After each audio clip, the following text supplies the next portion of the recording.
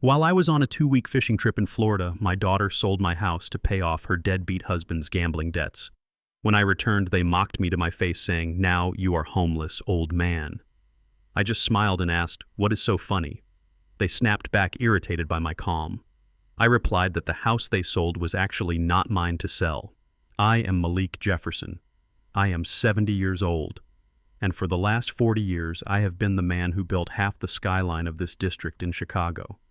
But to my daughter Keisha and her husband Brad, I am just a retired electrician living on a pension. Before I tell you how I sent them both to prison, please like and subscribe to the channel. Let me know in the comments where you are watching from. The Uber driver looked at me in the rearview mirror as we pulled up to the curb. It was late afternoon in the south side of Chicago, and the autumn wind was already carrying that sharp bite that warns you winter is coming. I tipped him $5, grabbed my suitcase, and stepped onto the pavement. My joints were stiff from the flight, but my spirit was high. 2 weeks of silence in the Florida Keys had been exactly what I needed. I walked up the concrete path I had poured myself 30 years ago. I looked up at my house. It was a 2-story Victorian painted a deep, dignified blue with white trim. It was worth $650,000 in today's market, but to me it was priceless. It was where my wife Beatrice and I had raised our daughter. It was the only thing I had left of my wife. I reached into my pocket and pulled out my keychain. The brass Yale key, worn smooth by decades of use, felt familiar in my thumb. I climbed the 3 wooden steps to the porch, ready to smell the old oak wood of the hallway. I slid the key into the lock. It did not go in. I frowned. I jiggled it. I thought perhaps some dirt had gotten into the mechanism. I pushed harder. Nothing. Metal hit metal with a dull thud.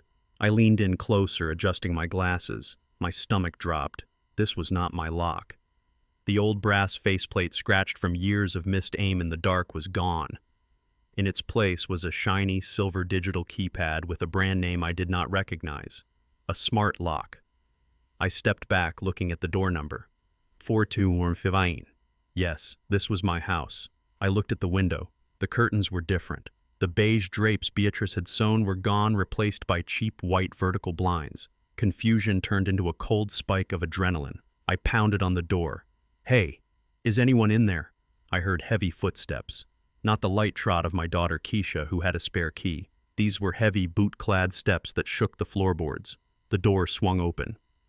Standing there was a man I had never seen in my life. He was white, about 6'4", with a neck as thick as a tree stump and tattoos creeping up from his collar to his chin. He wore a stained tank top and held a half-eaten sandwich. "Can I help you, old-timer?" I gripped the handle of my suitcase until my knuckles turned white. "Who are you? What are you doing in my house?" The man chewed slowly, looking me up and down. He saw an old black man in a fishing hat and a windbreaker. He saw a nobody. "Your house. Buddy, you better check your medication. I bought this place 3 days ago. Now get off my porch before I call the cops." "You bought it. That is impossible." "I am Malik Jefferson. I own this deed. I have lived here for 40 years. I did not sell anything." The man's eyes narrowed. He did not look like the type of man who negotiated. He looked like the type of man who broke things. "Look, pal, I bought this property cash from Shadow Creek LLC. I got the papers on the kitchen counter. Now I am going to count to 3. If you are not on the sidewalk, I am going to remove you." I did not move. I have faced union strikes, corrupt inspectors, and job site accidents. I do not run from bullies. I am not going anywhere until I see those papers. The man sighed, wiped his mouth with the back of his hand, and reached behind the doorframe. When his hand came back into view, he was holding a Black Glock pistol. He pointed it directly at my chest. 1. My heart hammered against my ribs like a trapped bird. This was Southside Chicago. People got shot for less than a house dispute. 2. I backed down the stairs, hands raised. "Okay, I am calling the police." "Do it!" He spat and slammed the door in my face. The sound of the deadbolt sliding home echoed like a gunshot.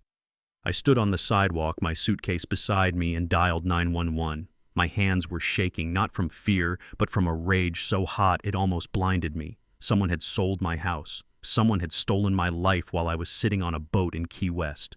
10 minutes later, 2 cruisers pulled up. Blue and red lights flashed against the dusk. I waved them down. "Officers, that man in there has a weapon, and he has broken into my home." The officers, two young men who looked like they hadn't been on the force long enough to shave, approached cautiously. They went to the door. They knocked. The big man opened it. The gun was gone. He was smiling now. Officers, thank God. This crazy old vagrant is trying to break in. He was banging on the door, screaming threats. I was terrified. I stepped forward. That is a lie. I live here. Sir, stay back. One officer barked, his hand resting on his holster. The man inside produced a folder. Here is the deed, recorded with Cook County 3 days ago. Here is the bill of sale. Cash purchase. The officer took the papers. He scanned them. He looked at the man, then he looked at me. He walked back down the steps. Sir, do you have identification? I handed him my driver's license. It listed this address. 4215 Martin Luther King Drive. See, it is my house. The officer shook his head. Sir, this ID just proves you used to live here. These papers show the house was sold on the 15th of this month. The new owner is Shadow Creek LLC, and this gentleman is their representative. I did not sell it. Sir, if you believe that this is a civil matter, you need to take it up with the courts. But right now you are trespassing. You need to leave. I am not leaving. My clothes are in there. My wife's ashes are on the mantle. I tried to push past the officer. It was a mistake. Instinct took over. The officer grabbed my arm. I pulled back. Within seconds, I was spun around and slammed against the hood of the patrol car. The cold metal pressed against my cheek. I felt the steel cuffs snap around my wrists. You are under arrest for disorderly conduct and trespassing. I watched from the back of the squad car as the tattooed man stood on my porch, smirking. He waved a little goodbye as the police drove me away from the home I had built with my own hands. At the station, they left me in a holding cell for 3 hours. The bench was cold steel. The smell of bleach and old sweat filled the air.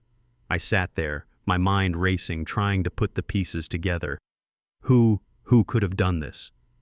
Finally, a desk sergeant called me up. He removed the cuffs. You are being released with a warning, Mr. Jefferson. But do not go back to that address tonight. The owner decides to press charges next time you are looking at jail time. He slid a photocopy across the desk. Here. The other party provided a copy of the sale contract for our report. You might want to look at it. I grabbed the paper. My eyes scanned the legal jargon until I reached the bottom of the page. There it was. My signature. Malik Jefferson.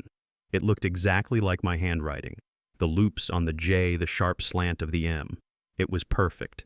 Next to it was a notary stamp dated 10 days ago. But 10 days ago, I was on a boat in the middle of the ocean. I looked at the seller's name. It wasn't just my name. There was a co-signer listed as power of attorney, Keisha Jefferson, my daughter. The paper shook in my hands. The room spun. Keisha, my little girl. The girl I put through private school. The girl I bought a car for when she turned 16. The girl whose tuition I paid in full so she would never know debt. She had signed this. She had used a power of attorney document. I remembered then. Last year I had emergency surgery for appendicitis. I was under heavy sedation. Keisha had brought papers. She said they were for the hospital admission for insurance. I had signed them groggily, trusting her. I trusted her with my life. I walked out of the police station into the freezing Chicago night. The wind cut through my thin windbreaker. I had my suitcase, my wallet, and the clothes on my back. That was it. I pulled out my phone. My fingers were stiff with cold. I dialed Keisha's number. It rang once, twice, 3 times. Then it went to voicemail. Hey, it's Keisha and Brad. We are living our best life right now. Leave a message. I hung up. I dialed again and again. On the 5th try, she answered. Her voice was hushed, annoyed. Dad, why are you calling so much? It is late. Keisha, I am outside the police station. A stranger is in my house. He says you sold it. There was a long silence on the other end. Then I heard Brad, my son-in-law, laughing in the background. Dad, look. We had to do it. Brad was in trouble. Real trouble. You sold my house. You forged my signature. I used the power of attorney, Dad. It is legal. You signed it. That was for medical decisions only. Well, the fine print said financial too. Look, Dad, don't be dramatic. You have your pension. You can go to a senior center. They have beds there. A senior center. I am not invalid. I am a wealthy man, though you do not know it. But in that moment, standing on the curb, I felt small. I felt old. Keisha, tell me you did not throw your mother's ashes away. I heard Brad's voice come closer to the phone. Hey, old man. Stop harassing my wife. You are homeless now. Deal with it. If you want to sleep on our couch, it is $500 a week. Otherwise, find a bridge. The line went dead. I stood there looking at the dark screen of my phone. A snowflake landed on the glass and melted. They thought I was a helpless old retiree. They thought they had stripped me of everything. They thought the game was over. I put the phone in my pocket. I straightened my back. The cold didn't bother me anymore. The rage was keeping me warm. I walked to the curb and hailed a cab. Where to, pal? Take me to the downtown Hyatt, I said. That is pricey, the driver warned, looking at my fishing hat. I pulled out a roll of $100 bills from my secret travel stash inside my jacket. Just drive. As we merged onto the highway, I looked out at the city lights. I was not going to a senior center. I was going to war. And tomorrow morning, Keisha and Brad were going to learn that they didn't just sell a house, they sold their own future. I stood in the hallway of the crumbling brick building on 63rd Street. The smell of stale cigarettes and boiled cabbage hung in the air like a thick fog. The fluorescent light above me flickered with a dying buzz. This was where my daughter lived. It was a far cry from the Victorian home I had provided for her growing up, and it was a sharp contrast to the luxury hotel suite I could have afforded. But I was not here for luxury. I was here for answers. I knocked on the door marked 4B. The paint was peeling, revealing rusted metal underneath. Inside, I heard the muffled sounds of explosions and gunfire from a video game. I knocked again, harder this time. The door opened. Keisha stood there. She was wearing a silk robe that I recognized instantly. It was a deep purple robe I had bought for her mother Beatrice 10 years ago for our anniversary. Seeing it on her, knowing she must have raided my closets while I was gone, made my bile rise in my throat. She looked at me, and for a second I saw fear, but then her eyes hardened. Dad, you are here. I did not wait for an invitation. I pushed past her into the apartment. The air inside was hot and smelled of grease. The living room was a chaotic mess of takeout boxes, empty beer bottles, and dirty laundry. But in the center of the filth sat a pristine, brand-new leather sectional sofa. It still had the plastic tags on the legs. And there he was, Brad, my son-in-law. He was sprawled across the new sofa, a controller in his hand, his feet propped up on a coffee table that was stained with water rings. He did not stand up. He did not pause his game. He took a bite of a pepperoni pizza slice, chewing with his mouth open, his eyes fixed on the television screen. Hey, Malik, took you long enough? I stood over him, my shadow blocking the light from the TV. Turn it off. Brad sighed, dropped the controller on the cushion, and looked up at me with a smirk that made my hands itch. You are ruining my kill streak, old man. What do you want? I want to know why a stranger is living in my house. I want to know why the police have a bill of sale with my signature on it.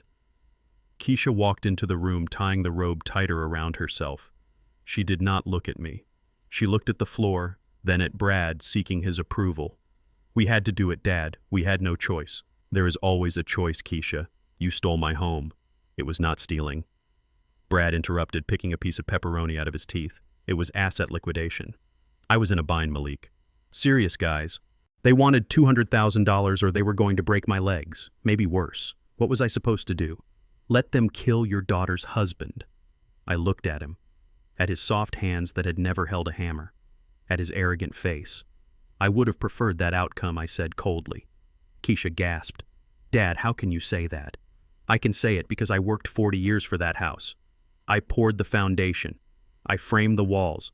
I paid every mortgage bill. And you sold it for cash to a stranger while I was on vacation. We saved your life too, Brad said, leaning back. Those guys would have come for the whole family eventually. You should be thanking me. I ignored him and turned to my daughter. How did you do it, Keisha? The deed requires my signature. The notary requires my presence. She finally looked at me. Her eyes were defiant, but I could see the guilt swimming underneath. The power of attorney, Dad. The one you signed last year. My mind raced back to the hospital, the appendicitis, the pain, the fog of anesthesia. Keisha had come in with a stack of papers. She said they were standard hospital forms, insurance waivers, consent for treatment. I had signed them all, my hand shaking, my vision blurry. That was for medical decisions. I said, my voice rising. It was limited. It expired when I left the hospital. Brad laughed. A low, cruel sound. You really should read the fine print, Pops. That document gave Keisha full control over your assets, your property, and your finances. And the expiration date. Well, let us just say you were a little hazy on the dates when you signed it. It is valid, Malik. Ironclad. I stared at them. This was not just a desperate act to pay a debt. This was a setup. They had been planning this. They had waited for a moment of weakness, a moment of trust, and they had weaponized it. You manipulated me, I said. You took advantage of me when I was sick. Brad stood up then. He was taller than me, younger, but he had the posture of a man who had never carried a heavy load. He got in my face, smelling of garlic and old sweat. Watch your mouth, old man. Nobody manipulated you. You are just getting old. Your memory is slipping. The doctor said the anesthesia might have lingering effects on a geriatric brain. Maybe you just forgot what you signed. Maybe you are losing it. Gaslighting. I knew the term. I had seen it on the news. But feeling it having my own reality twisted by this man was a different kind of violence. He was trying to make me doubt my own mind. He was trying to paint me as senile to cover his crimes. I remember perfectly, I said, keeping my voice steady. I remember you were not even at the hospital, Brad. You were too busy betting on horses. Brad's face turned red. He shoved me. It was a light shove, not enough to knock me down, but enough to show disrespect. You are confused, Malik. Just like you were confused about the house. But here is the reality check you need. You do not have a house anymore. You do not have a car, because we sold that this morning too. You do not have savings, because Keisha drained the joint account to pay off the interest on my loans. I looked at Keisha. She turned away. You took the retirement fund. We needed it, she whispered. That was $50,000, Keisha. That was for emergencies. This was an emergency, she snapped. God, why are you being so selfish? We are young. We have a life to live. You are 70 years old. What do you need money for? You are just going to die soon anyway. The words hung in the air, thick, heavy, poisonous. So that is it, I said. I am just a waiting room for your inheritance. Brad clapped his hands together, breaking the tension. Look, let us not get dramatic. We are not monsters. We are family. And because we are family, we are not going to leave you on the street. He gestured grandly to the sofa he had just vacated. We have a proposition for you. Since you are homeless now, and since you clearly cannot manage your own affairs without getting confused, you can stay here, in this apartment, on the couch, Brad corrected. We do not have a spare room, but this is a high-quality leather sofa. Cost me $3,000. Very comfortable. I looked at the couch. It was covered in crumbs, and Brad continued, his eyes gleaming with greed. We cannot have you mooching off us. We have expenses, so we will rent you this spot. $500 a week. $500. That was nearly my entire monthly pension check. That is robbery, I said. That is the market rate for a furnished space in this economy. Brad smirked. Plus, we are providing food. Well, whatever we eat. And laundry services. Keisha can wash your clothes when she does ours. I looked at Keisha. She was my flesh and blood. I remembered holding her when she was born. I remembered teaching her to ride a bike. I remembered paying for her wedding to this man, even though I knew he was no good. You are going to charge your father rent to sleep on a couch after you sold his house. Keisha crossed her arms. We have to be practical, Dad. Brad is right. You have a pension coming in every month. You do not have a mortgage anymore. What else are you going to spend it on? We will set up a direct deposit, Brad added. It will come straight to us. That way you do not have to worry about handling money. Less stress for your brain.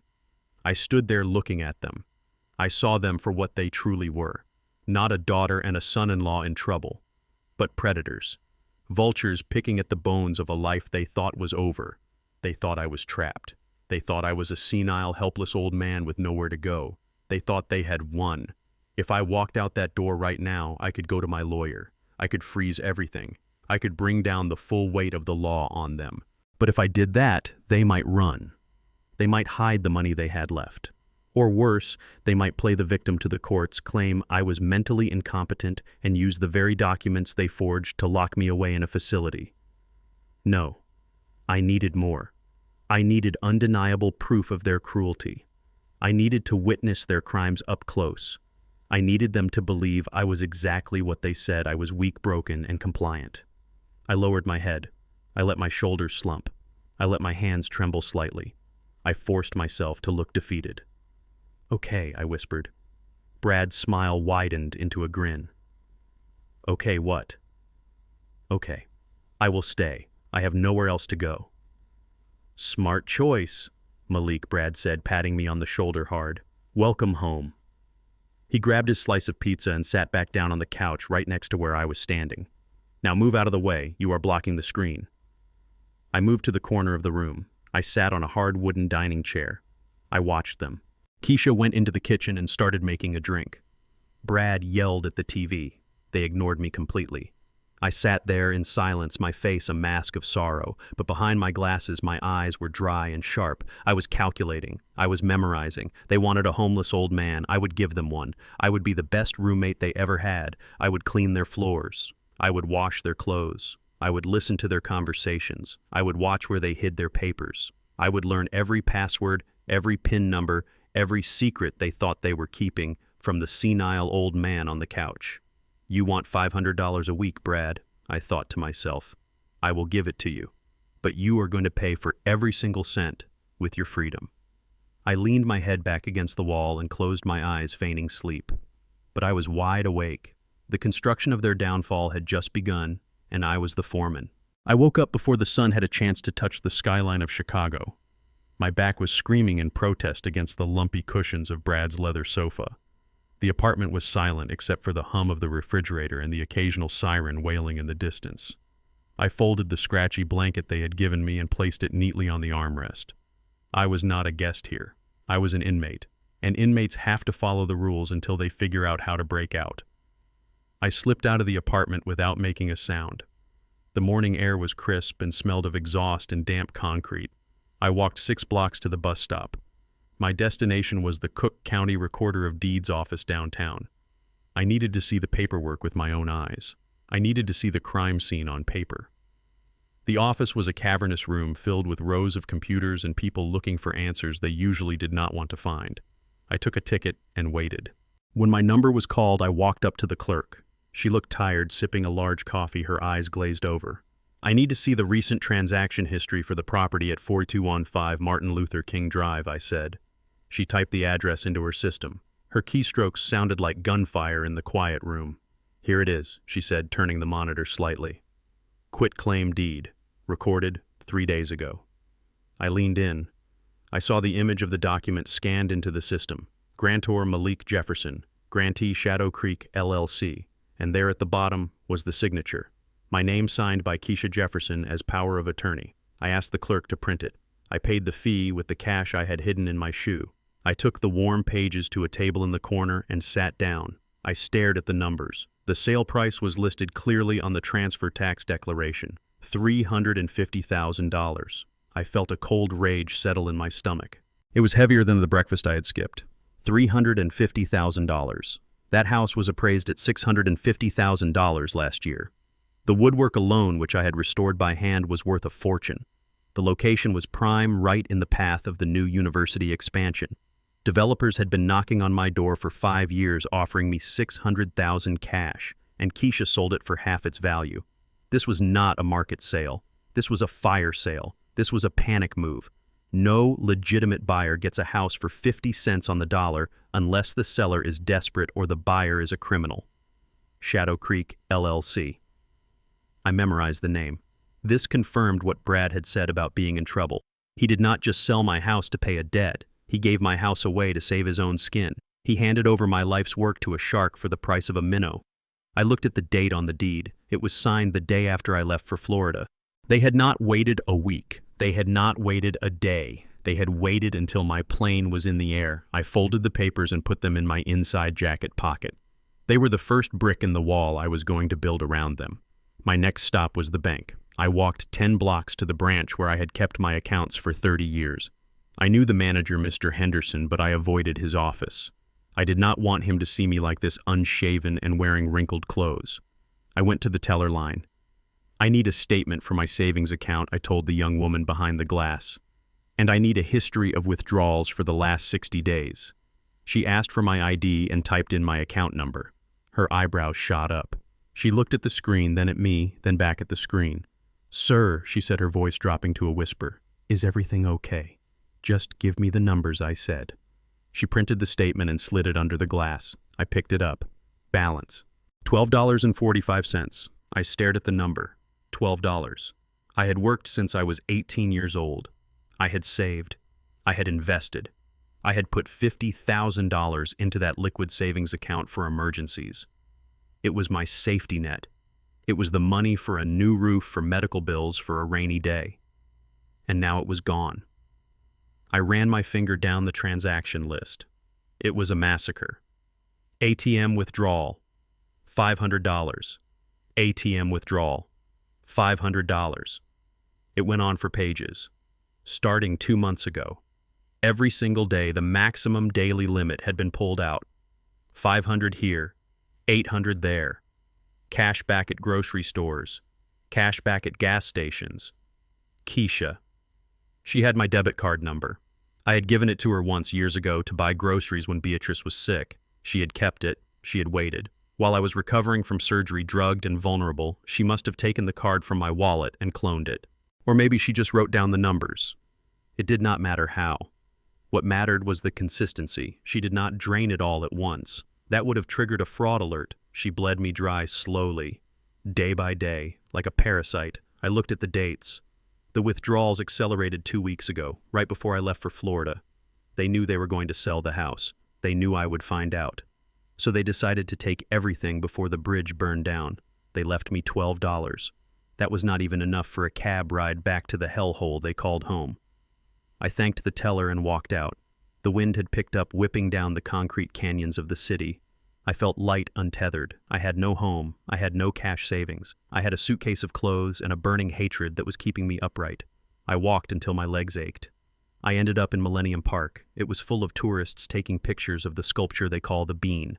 They were laughing, holding hands, living their lives. I found a bench away from the crowd under a tree that was losing its leaves. I bought a hot dog from a vendor with a few crumpled bills from my pocket. It tasted like salt and ash. I ate it slowly, chewing every bite, forcing myself to fuel the machine. I needed energy. I needed clarity. I sat there for an hour, watching the city move. I looked at the skyscrapers in the distance. I knew the steel inside them. I knew the concrete foundations. I knew how things were built, and I knew how to take them down. Keisha and Brad thought they were dealing with a retired electrician. They thought my power ended at the circuit breaker box. They did not know about Jefferson Construction. They did not know about the shell companies. They did not know that for 20 years I was the general contractor for some of the biggest commercial projects in the South Side. I had dissolved the company 10 years ago when Beatrice got sick, but I never dissolved the connections, and I never dissolved the intelligence. I reached into the lining of my suitcase and pulled out a second phone. It was an old BlackBerry, sturdy as a brick. I kept it charged. I kept it hidden. It was for business, real business. I powered it on. The screen glowed green. I scrolled through the contacts until I found the name I needed, Desmond Clark. Desmond was the best real estate attorney in Chicago. He was ruthless, brilliant, and expensive. He was also the only man who knew exactly how much I was worth. He had set up my estate planning. He had structured the trusts. I pressed the call button. It rang twice. "This is Clark," a deep, smooth voice answered. "Desmond, it is Malik." There was a pause. Then the tone changed. It became warmer, respectful. "Malik, I have not heard from you since the Christmas card. How is the fishing in Florida?" "The fishing was fine, Desmond.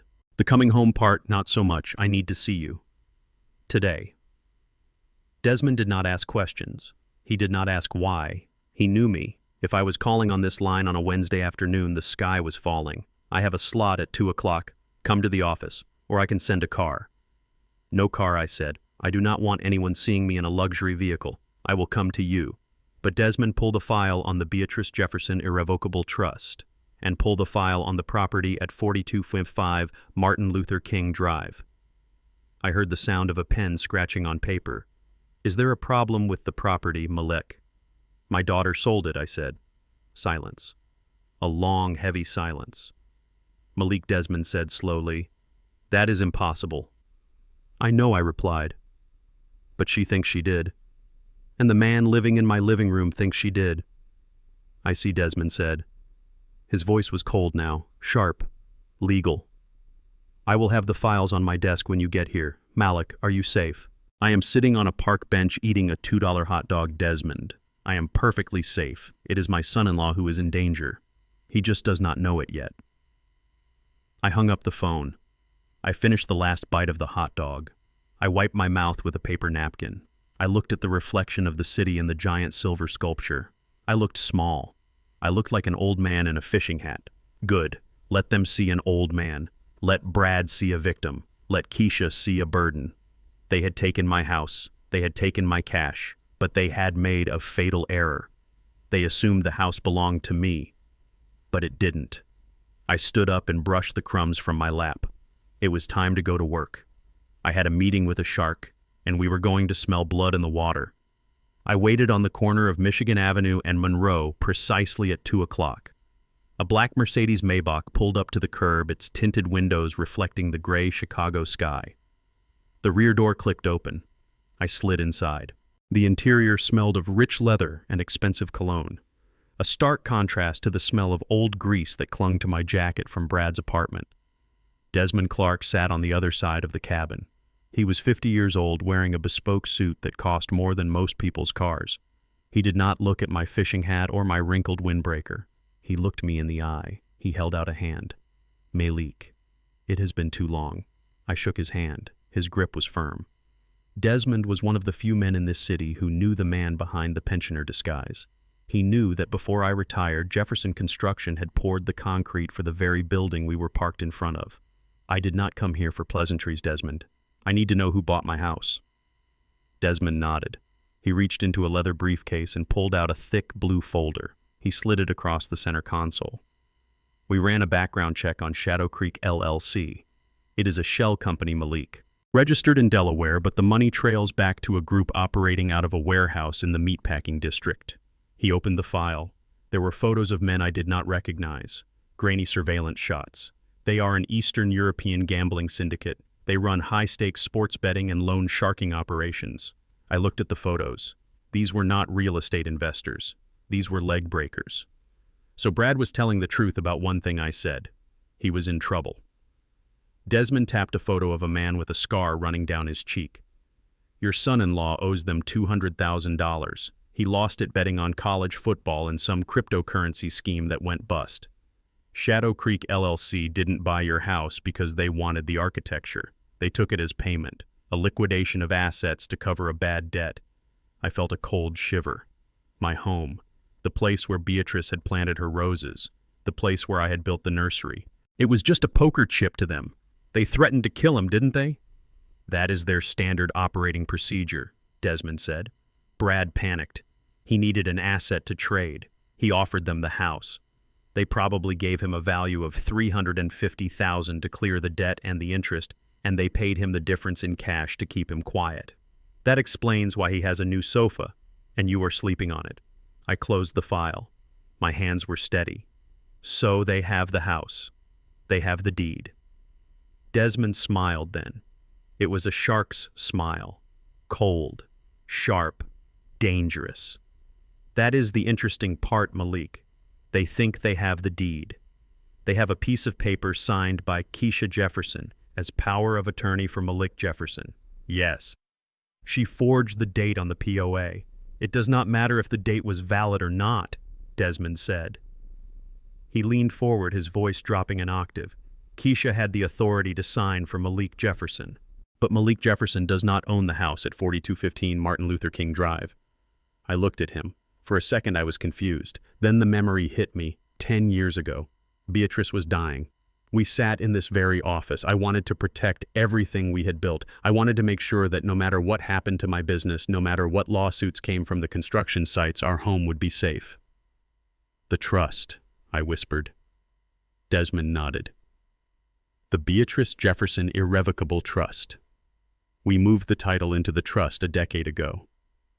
You are the trustee, Malik, but you are not the owner. The trust is a separate legal entity. To sell that house, you need the seal of the trust and a specific deed of transfer from the trust itself. Keisha signed a quit-claim deed from you personally." I sat back against the leather seat. A laugh bubbled up in my chest. It was a dark, dry sound. She sold them nothing. She sold them air, Desmond confirmed. She committed fraud. Brad committed fraud. And Shadow Creek LLC, for all their criminal sophistication, got lazy. They didn't run a full title search because it was an off-market cash deal to cover a criminal debt. They assumed the name on the mailbox was the name on the title. I looked out the window at the busy street. People were rushing by, oblivious. So I can kick them out. I can call the police right now and tell them the deed is void. Desmond paused. He poured a glass of water from a crystal carafe and handed it to me. Legally, yes. We can file an emergency injunction. We can prove the title never transferred. We can have the sheriff evict Shadow Creek's goons by Friday, and we can have Keisha and Brad arrested for fraud and forgery. He watched me carefully. Is that what you want, Malik? A quick victory? I took a sip of the water. It was cool and clean. I thought about Brad on the sofa eating pizza while I stood in the corner. I thought about Keisha wearing her mother's robe.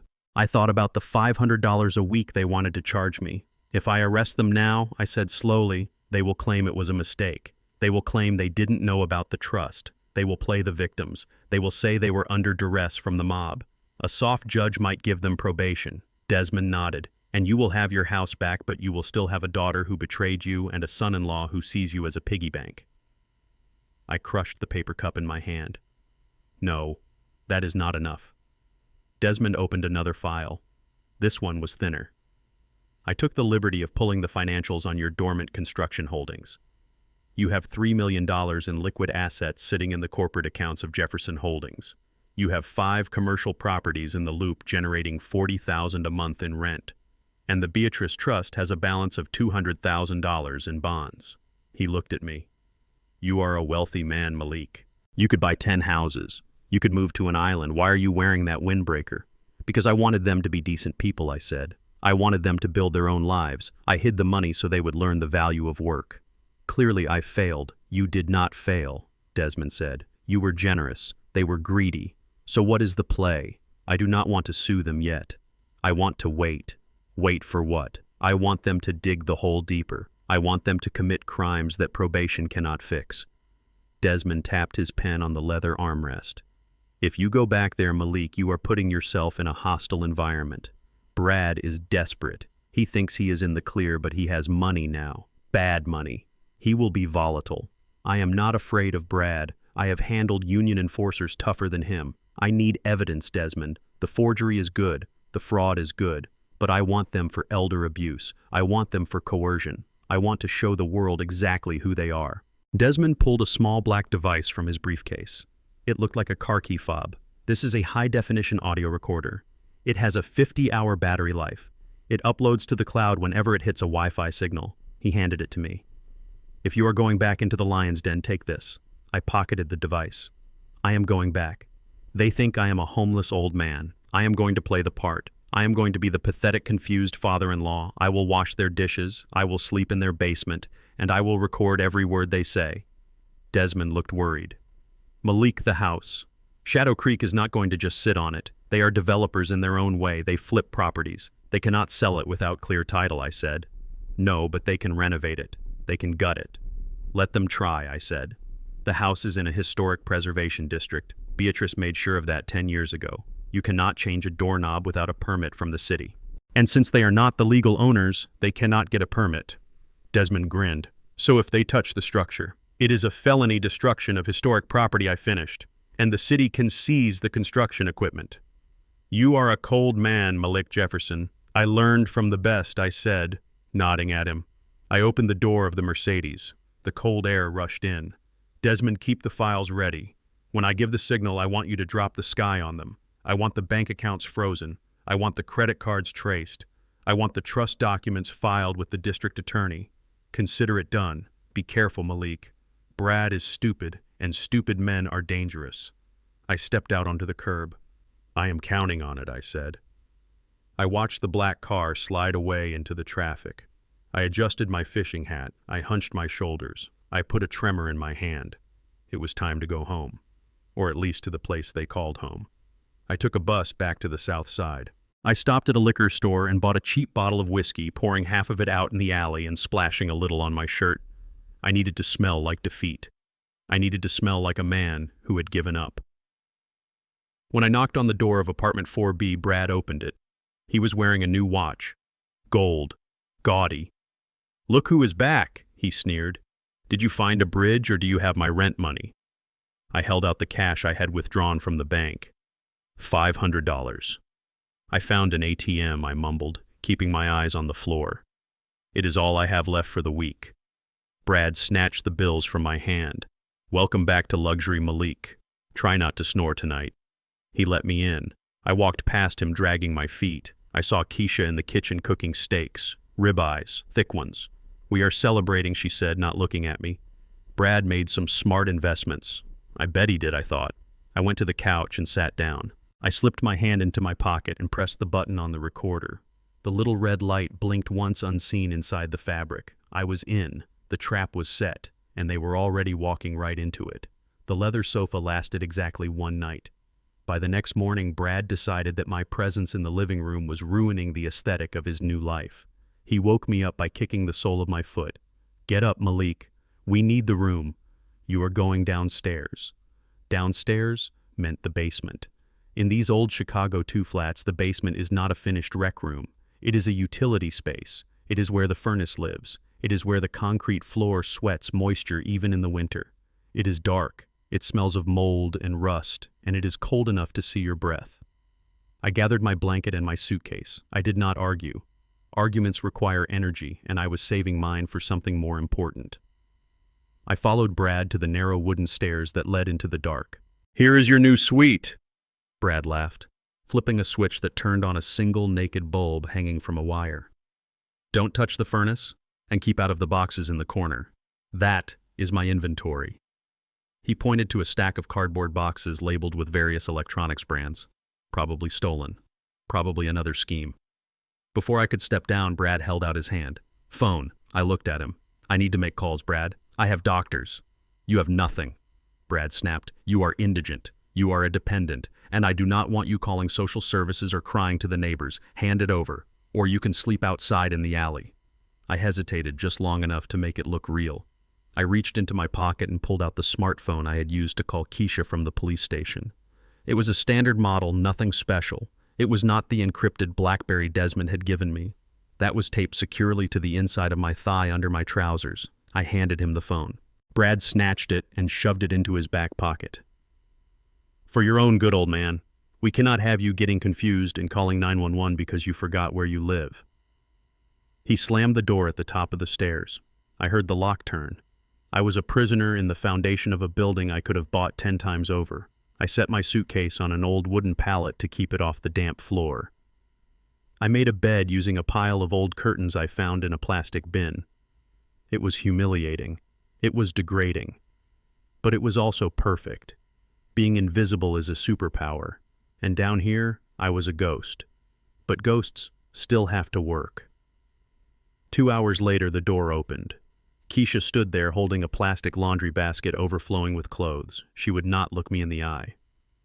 "Brad says you have to earn your keep, Dad, since you are not paying rent this week." She dumped the basket down the stairs. Clothes tumbled down the steps, landing in a heap at my feet on the dirty concrete. "Wash them by hand," she said, her voice devoid of emotion. "The machine uses too much electricity. There is a utility sink in the corner. Use the scrub board." I looked at the pile. It was mostly Brad's clothes. Greasy t-shirts, muddy jeans, and his underwear. Stained, filthy underwear. "Keisha," I said softly. "I am 70 years old. My arthritis. Just do it, Dad. Please, do not make him angry." She closed the door. I walked over to the utility sink. It was made of stone stained with decades of paint and chemicals. The water from the tap came out freezing cold. There was no hot water line down here. I rolled up my sleeves. I plunged my hands into the icy water. I picked up a pair of my son-in-law's boxers. I scrubbed. I scrubbed until my knuckles were raw and red. I scrubbed until I could not feel my fingers.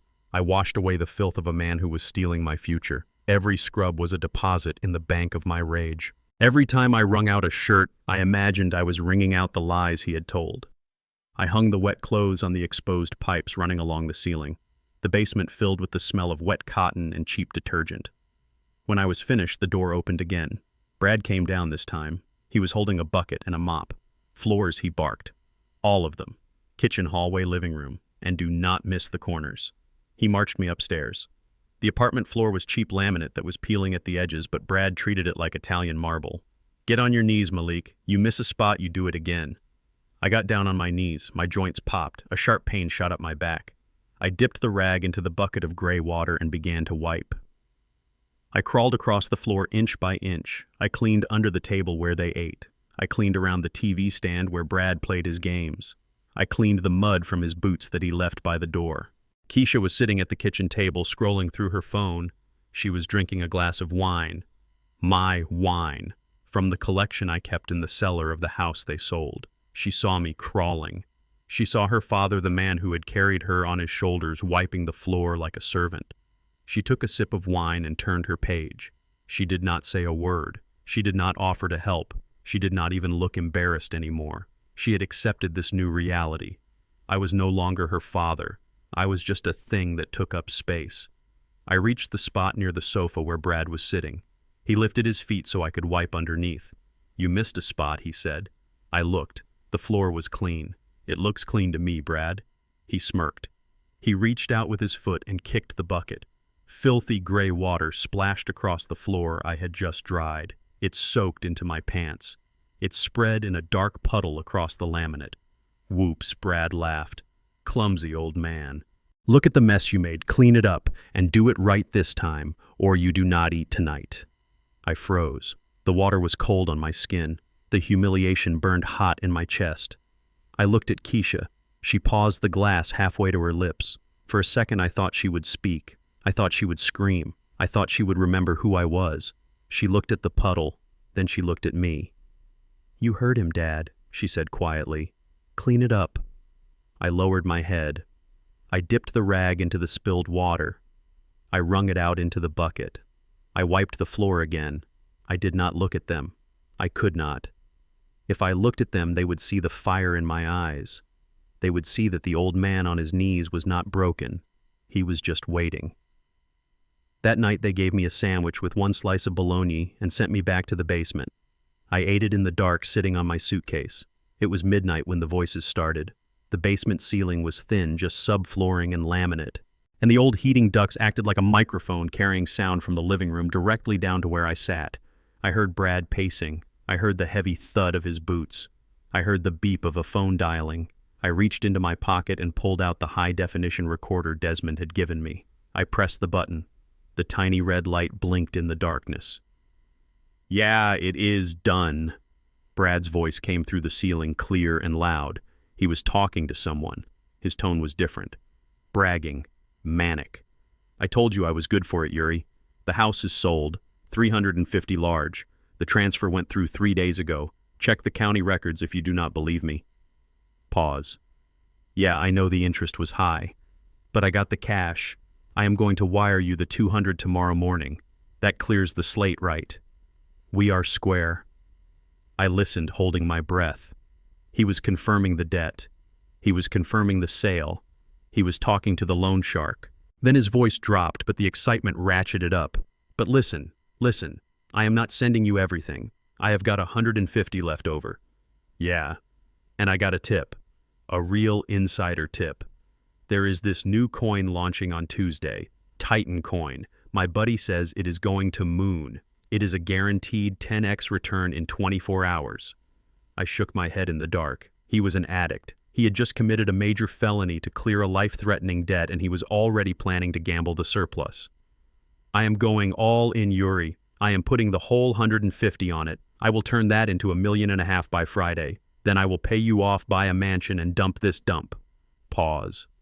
The old man. He is here. He is sleeping in the basement like a rat. Yeah, he has no clue. He thinks he signed medical papers. He is senile. I got him scrubbing floors. It is hilarious. My grip tightened on the recorder. No, he is not a problem. He has no money, no phone, no car. He is invisible. Once I hit big on this coin, I will drop him off at a state shelter and change the locks. He won't last a winter. Brad laughed. It was the laugh of a man who thought he was untouchable. All right, I will see you tomorrow for the drop. And Yuri put me down for 10 grand on the Bears game too. I feel lucky. He hung up. I heard him walk to the kitchen. I heard the fridge open. I heard a beer crack. I stopped the recording. I saved the file. I sat there in the cold, the sound of his laughter still echoing in my ears. He was going to gamble the money he got from selling a house he didn't own. This was it. This was the mistake Desmond had predicted. If Brad wired that money to a crypto exchange, it became wire fraud. If he moved it across state lines, it was federal. And since the house actually belonged to the Beatrice Trust, he was embezzling from a legal entity. He was digging a hole so deep he would never see the sun again. I lay back on my makeshift bed of curtains. The floor was hard and the air was freezing, but I felt warm. "Go ahead, Brad," I whispered to the dark ceiling. "Feel lucky. Bet it all. Because I am the one holding the deck, and you are about to draw the dead man's hand." It was Tuesday morning when the sky finally fell on Brad. I was in the basement folding the laundry I had washed by hand the night before. The damp cold of the concrete floor seeped through my shoes, but I barely noticed it anymore. I had become part of the basement. I was just another piece of discarded furniture stored in the dark. Suddenly a scream tore through the ceiling above my head. It was not a scream of pain. It was a scream of pure, unadulterated panic. It is gone. It is all gone. I heard the sound of something heavy hitting the wall, probably a chair. Then came the sound of breaking glass. I stopped folding. I stood perfectly still under the heating duct, letting the voices drift down to me. "What do you mean it is gone?" That was Keisha's voice. She sounded shrill, terrified. "It was a rug pull, Keisha. A scam. The developers dumped their wallets. Titan Coin is trading at zero. It is zero." I allowed myself a small, cold smile in the darkness. The $150,000, the surplus money from selling my house, the money Brad was going to use to buy a mansion and kick me to the curb, it had evaporated into the digital ether in seconds. "You put everything in it," Keisha screamed. "You said you were going to diversify. I thought it was a sure thing." Brad roared back. His voice was cracking. "I wanted to double it. I wanted to get us out of here. And now what? We have nothing. We paid Yuri, but we have nothing left for rent. We have nothing for food. We sold the car. We sold his house. We have zero cash, Brad." I heard pacing. Heavy, frantic footsteps stomping back and forth across the laminate floor above.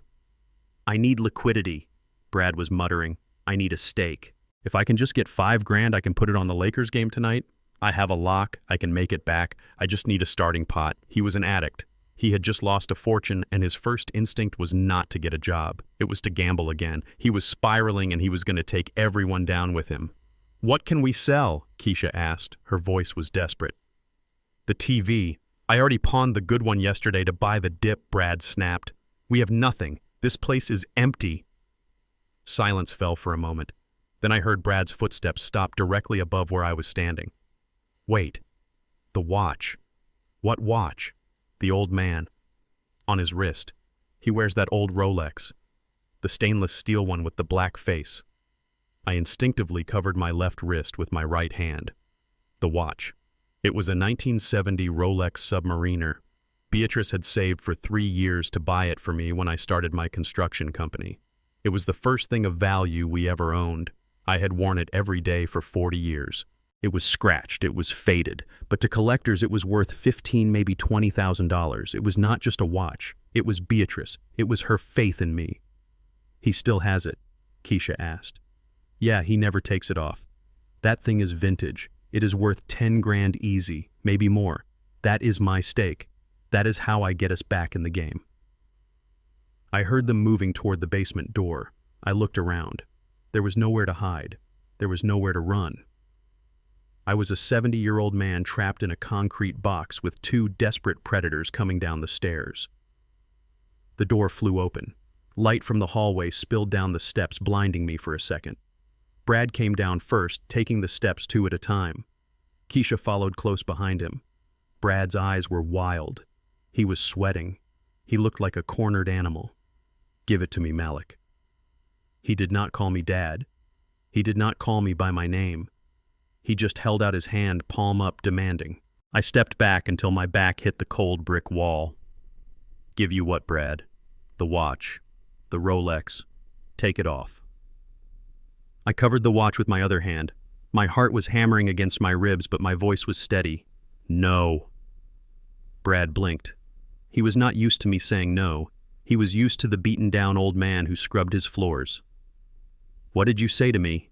I said no. "This watch was a gift from my wife. It is the only thing I have left of her. You took my house. You took my savings. You took my dignity. You are not taking this." Keisha stepped forward. She looked tired. Her hair was messy and her eyes were rimmed with red. She looked at me not with compassion but with annoyance. "Dad, just give him the watch. It is just a thing. We need the money. It is not just a thing, Keisha. It is your mother. Do you not remember?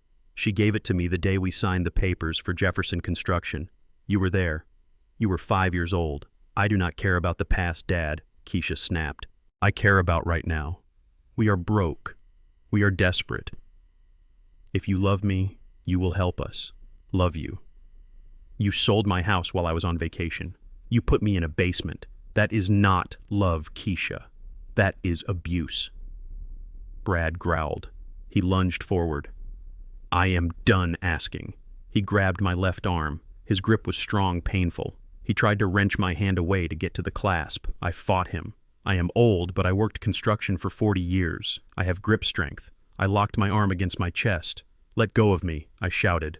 Keisha grabbed my other arm, pulling me back. "Stop fighting, Dad. You are going to hurt yourself. Just give it to us." Brad's fingernails dug into my wrist. He was clawing at the metal clasp. "Open it, you old bat. Open it." I twisted, pulling away. I saw the rage in Brad's eyes. It was not just desperation anymore. It was hatred. He hated me because I was right. He hated me because he was a failure. He pulled back his fist and shoved me hard. It was a violent two-handed shove directly to my chest. I stumbled backward. My feet tangled in the pile of dirty laundry I had been washing. I fell. The world tilted. I saw the ceiling pipes. I saw the naked bulb. And then I saw the heavy metal shelving unit in the corner. My head connected with the steel upright of the shelf. There was a sickening crack. A flash of white light exploded behind my eyes. Then came the darkness for a split second, followed by a sharp, searing pain. I slumped to the concrete floor. I felt warm liquid trickling down the side of my face.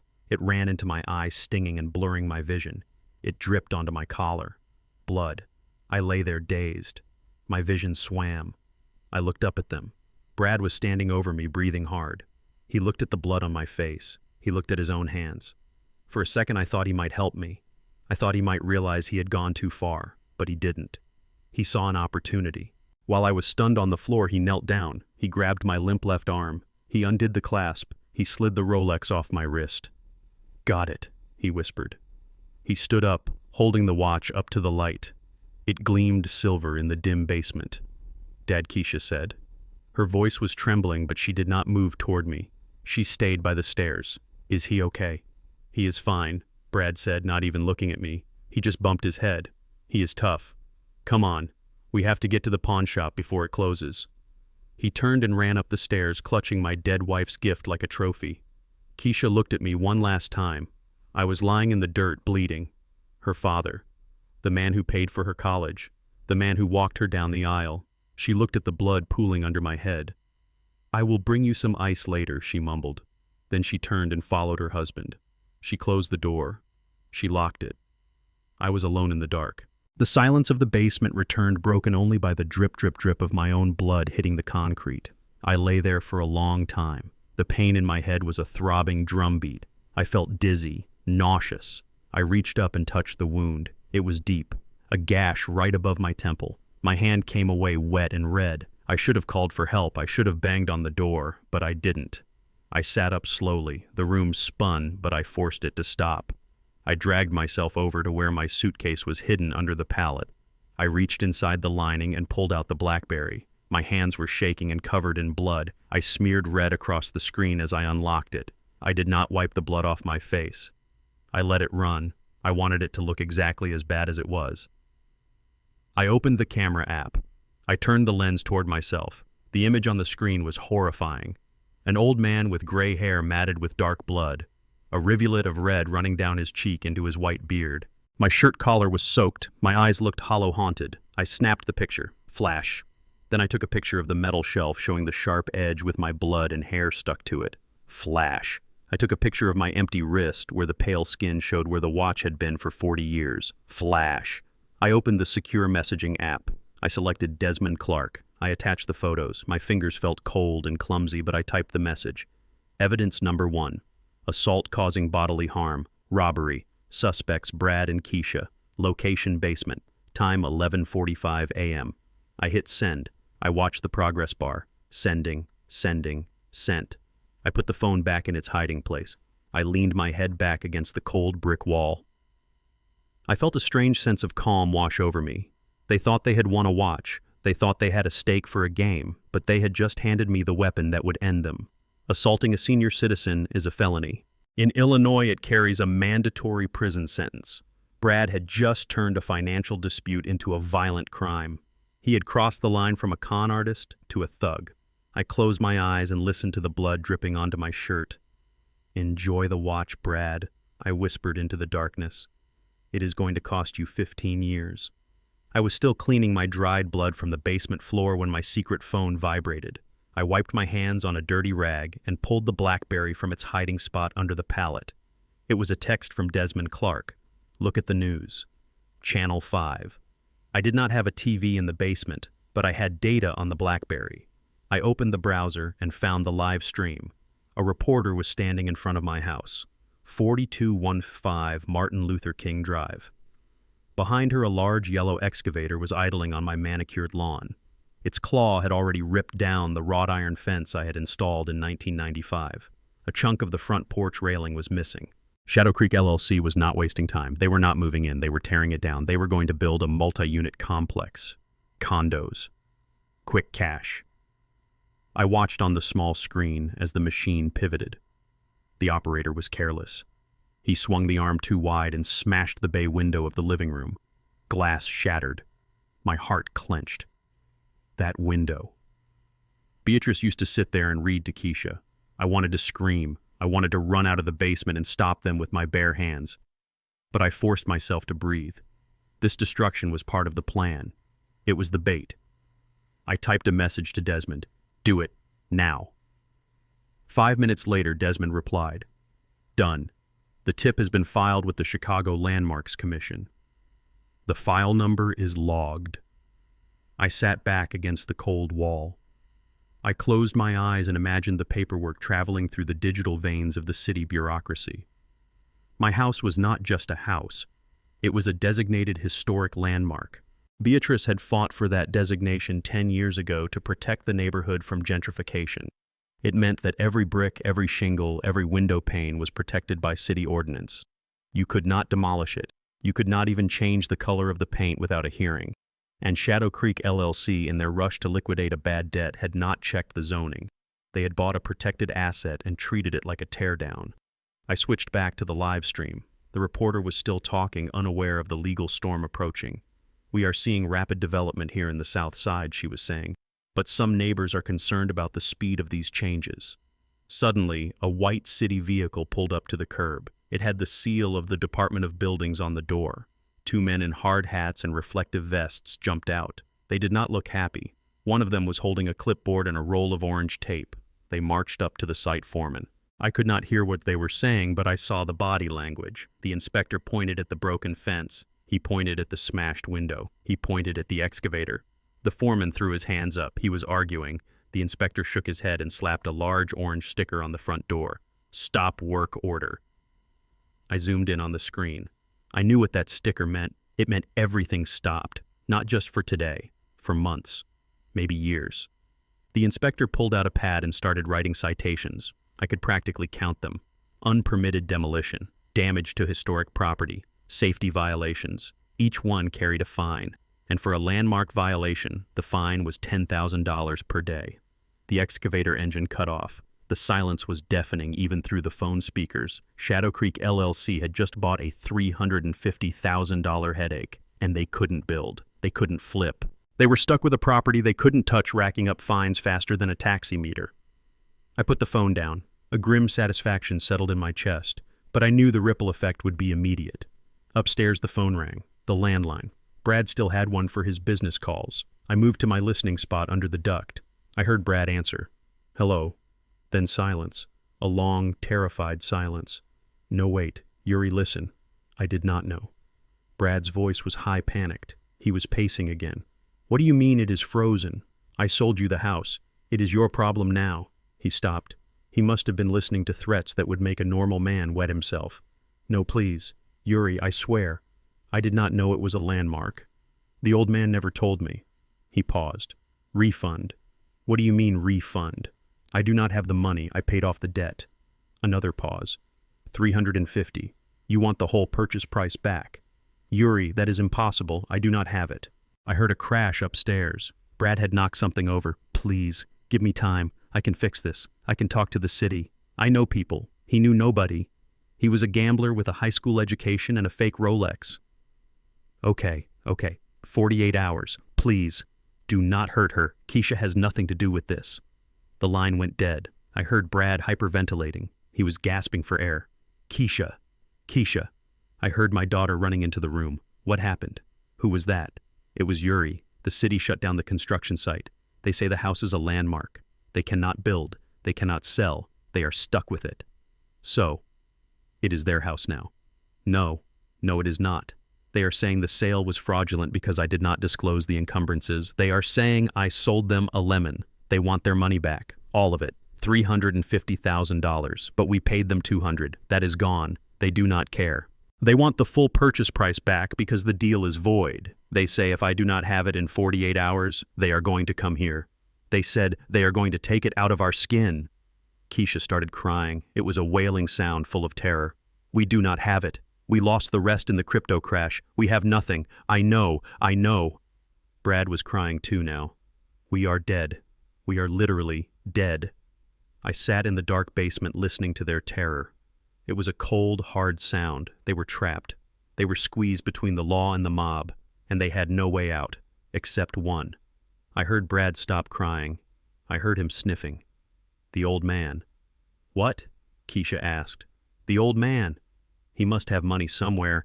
He worked for 40 years. He owned that company. There has to be something we missed. We checked the bank, Brad. It was empty. Maybe he has a stash. Maybe he has bonds. Maybe he has another account. Old people hide money. I heard them moving. They were coming for me. I quickly lay down on my pallet. I pulled the dirty blanket up to my chin. I hid the BlackBerry inside my pillowcase. I closed my eyes. The door flew open. Brad stomped down the stairs. Wake up! I pretended to stir, groaning as I sat up. I touched the bandage on my head where the blood had dried. What is it? What is wrong? Get up! Brad screamed. Where is the money? What money? You took everything. Do not lie to me, Malik. You have a secret stash. I know you do. Where is it? Is it in a safe deposit box? Is it buried in the yard? I looked at him. His eyes were bloodshot. He was shaking. I do not have any money, Brad. I spent it all on Keisha's tuition, on the house, on your wedding. Liar. He kicked my suitcase. It skidded across the floor. Keisha came down. She looked at me, her face pale. Dad, please. If you have anything at all, you have to tell us. Brad is in trouble. Bad men are coming. They are going to hurt us. You should have thought of that before you sold my house, I said. She flinched. Dad, this is life or death. Do you want us to die? I looked at her. I looked at the daughter I had raised. I want you to learn, I said. Brad grabbed me by the shirt. He hauled me up. His breath smelled of fear.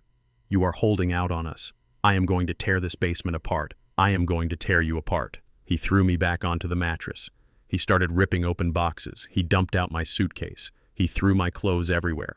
He was looking for cash. He was looking for gold. He was looking for salvation. But he found nothing.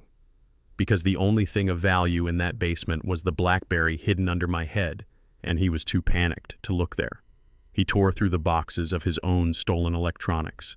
He threw them against the wall in frustration. There is nothing here. Nothing. He stood in the center of the room, panting. Keisha was sobbing on the stairs. What are we going to do, Brad? He looked at me. A dark idea formed in his eyes. He has credit. What? He has a clean credit score. He has a pension. We can get loans. We can get cards. He stole my identity, I said. You already drained the accounts. But we didn't open new ones. Brad said, his voice rising with manic hope. We can apply for everything. High limit cards, personal loans. We can max them out in 24 hours. We can get 50, maybe 60 grand. It is a start. It buys us time. He looked at Keisha. Get his wallet.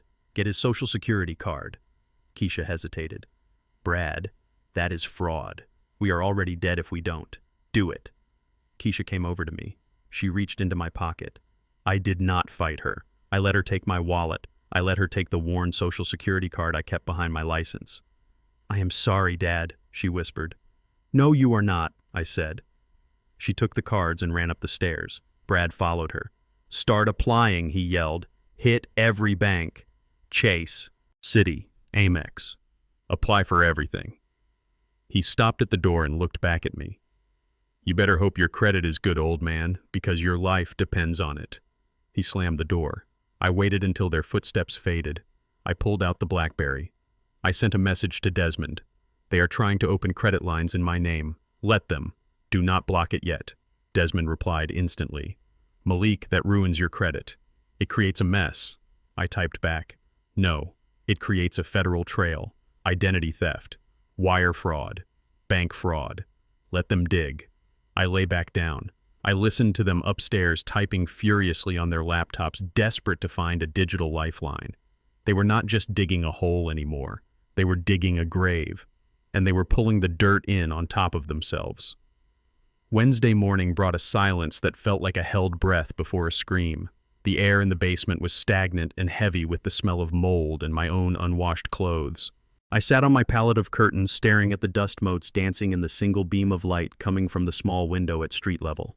I was hungry. They had not fed me since the sandwich the night before, but hunger was a dull ache compared to the sharp anticipation of what was coming. At 10 o'clock, the front door upstairs slammed open with such force that dust rained down from the basement ceiling rafters. Heavy, frantic footsteps pounded across the laminate floor. It was Brad. He was running. He was hyperventilating. I heard him lock the door. I heard the deadbolt slide. Then I heard the sound of heavy furniture being dragged across the floor, probably to barricade the entrance. He was terrified. The loan sharks had found him. Yuri and his men were not waiting for 48 hours. They were applying pressure now. I moved to my listening spot under the duct. Brad was on the phone, but he was not talking, he was listening. No, please do not come here. I will get it, I swear. Just do not cut me. Please, man, I need my legs. He was sobbing. A grown man crying like a child because he had played a game he did not understand. I stood in the darkness listening to him beg. It gave me no pleasure, but it gave me satisfaction. This was the consequence of greed. This was the bill coming due. Suddenly the basement door flew open. Brad stood at the top of the stairs. He looked deranged. His hair was wild, his eyes bloodshot, and his shirt was torn at the collar. He held a kitchen knife in one hand. For a second, I thought he was going to kill me. I tensed my muscles, ready to fight for my life, but he did not look at me. He looked past me. He looked at the boxes. He looked at the shelves. He looked at my suitcase. He ran down the stairs, stumbling. Money. There has to be money. He started tearing the basement apart. He ripped open the boxes of stolen electronics he had stored. He threw cables and routers across the room. He was looking for cash he might have forgotten. He was looking for anything valuable enough to pawn. He turned to my corner. He kicked my pallet. Get up, old man. Move. I scrambled back against the wall, feigning terror. Brad, what is happening? Shut up. Where did you hide it? Hide what? The money, the gold, the bonds. I know you have something. You had a company. You built skyscrapers. You did not spend it all. You are a liar. He grabbed my suitcase. He dumped it upside down. My clothes spilled out onto the dirty floor. My underwear, my socks, my 2 shirts. He picked them up and shook them, hoping cash would fall out. Nothing. He screamed a sound of pure frustration and threw the empty suitcase against the furnace. He turned to the bookshelf in the corner. It was an old metal shelf where I kept a few personal items they had allowed me to bring down. A few photos of Beatrice, my Bible, and a stack of old construction manuals I had kept for sentimental reasons. Brad swept the photos onto the floor. The glass frames shattered. He grabbed the Bible and shook it. Nothing fell out. He threw it into a puddle of water near the drain. My heart clinched seeing Beatrice's photo in the dirt, but I did not move. I watched him. He grabbed a thick book. It was a manual on structural engineering from 1995. It was heavy bound in leather. I had hollowed out a small section in the middle pages years ago, not for money but to keep emergency documents. Brad opened it. He riffled through the pages. Something fell out. It hit the concrete with a metallic clink. It was not paper. It was not a coin. It was a card. Brad froze. He looked down at the object. It was black. It was made of anodized titanium. It caught the dim light of the bulb.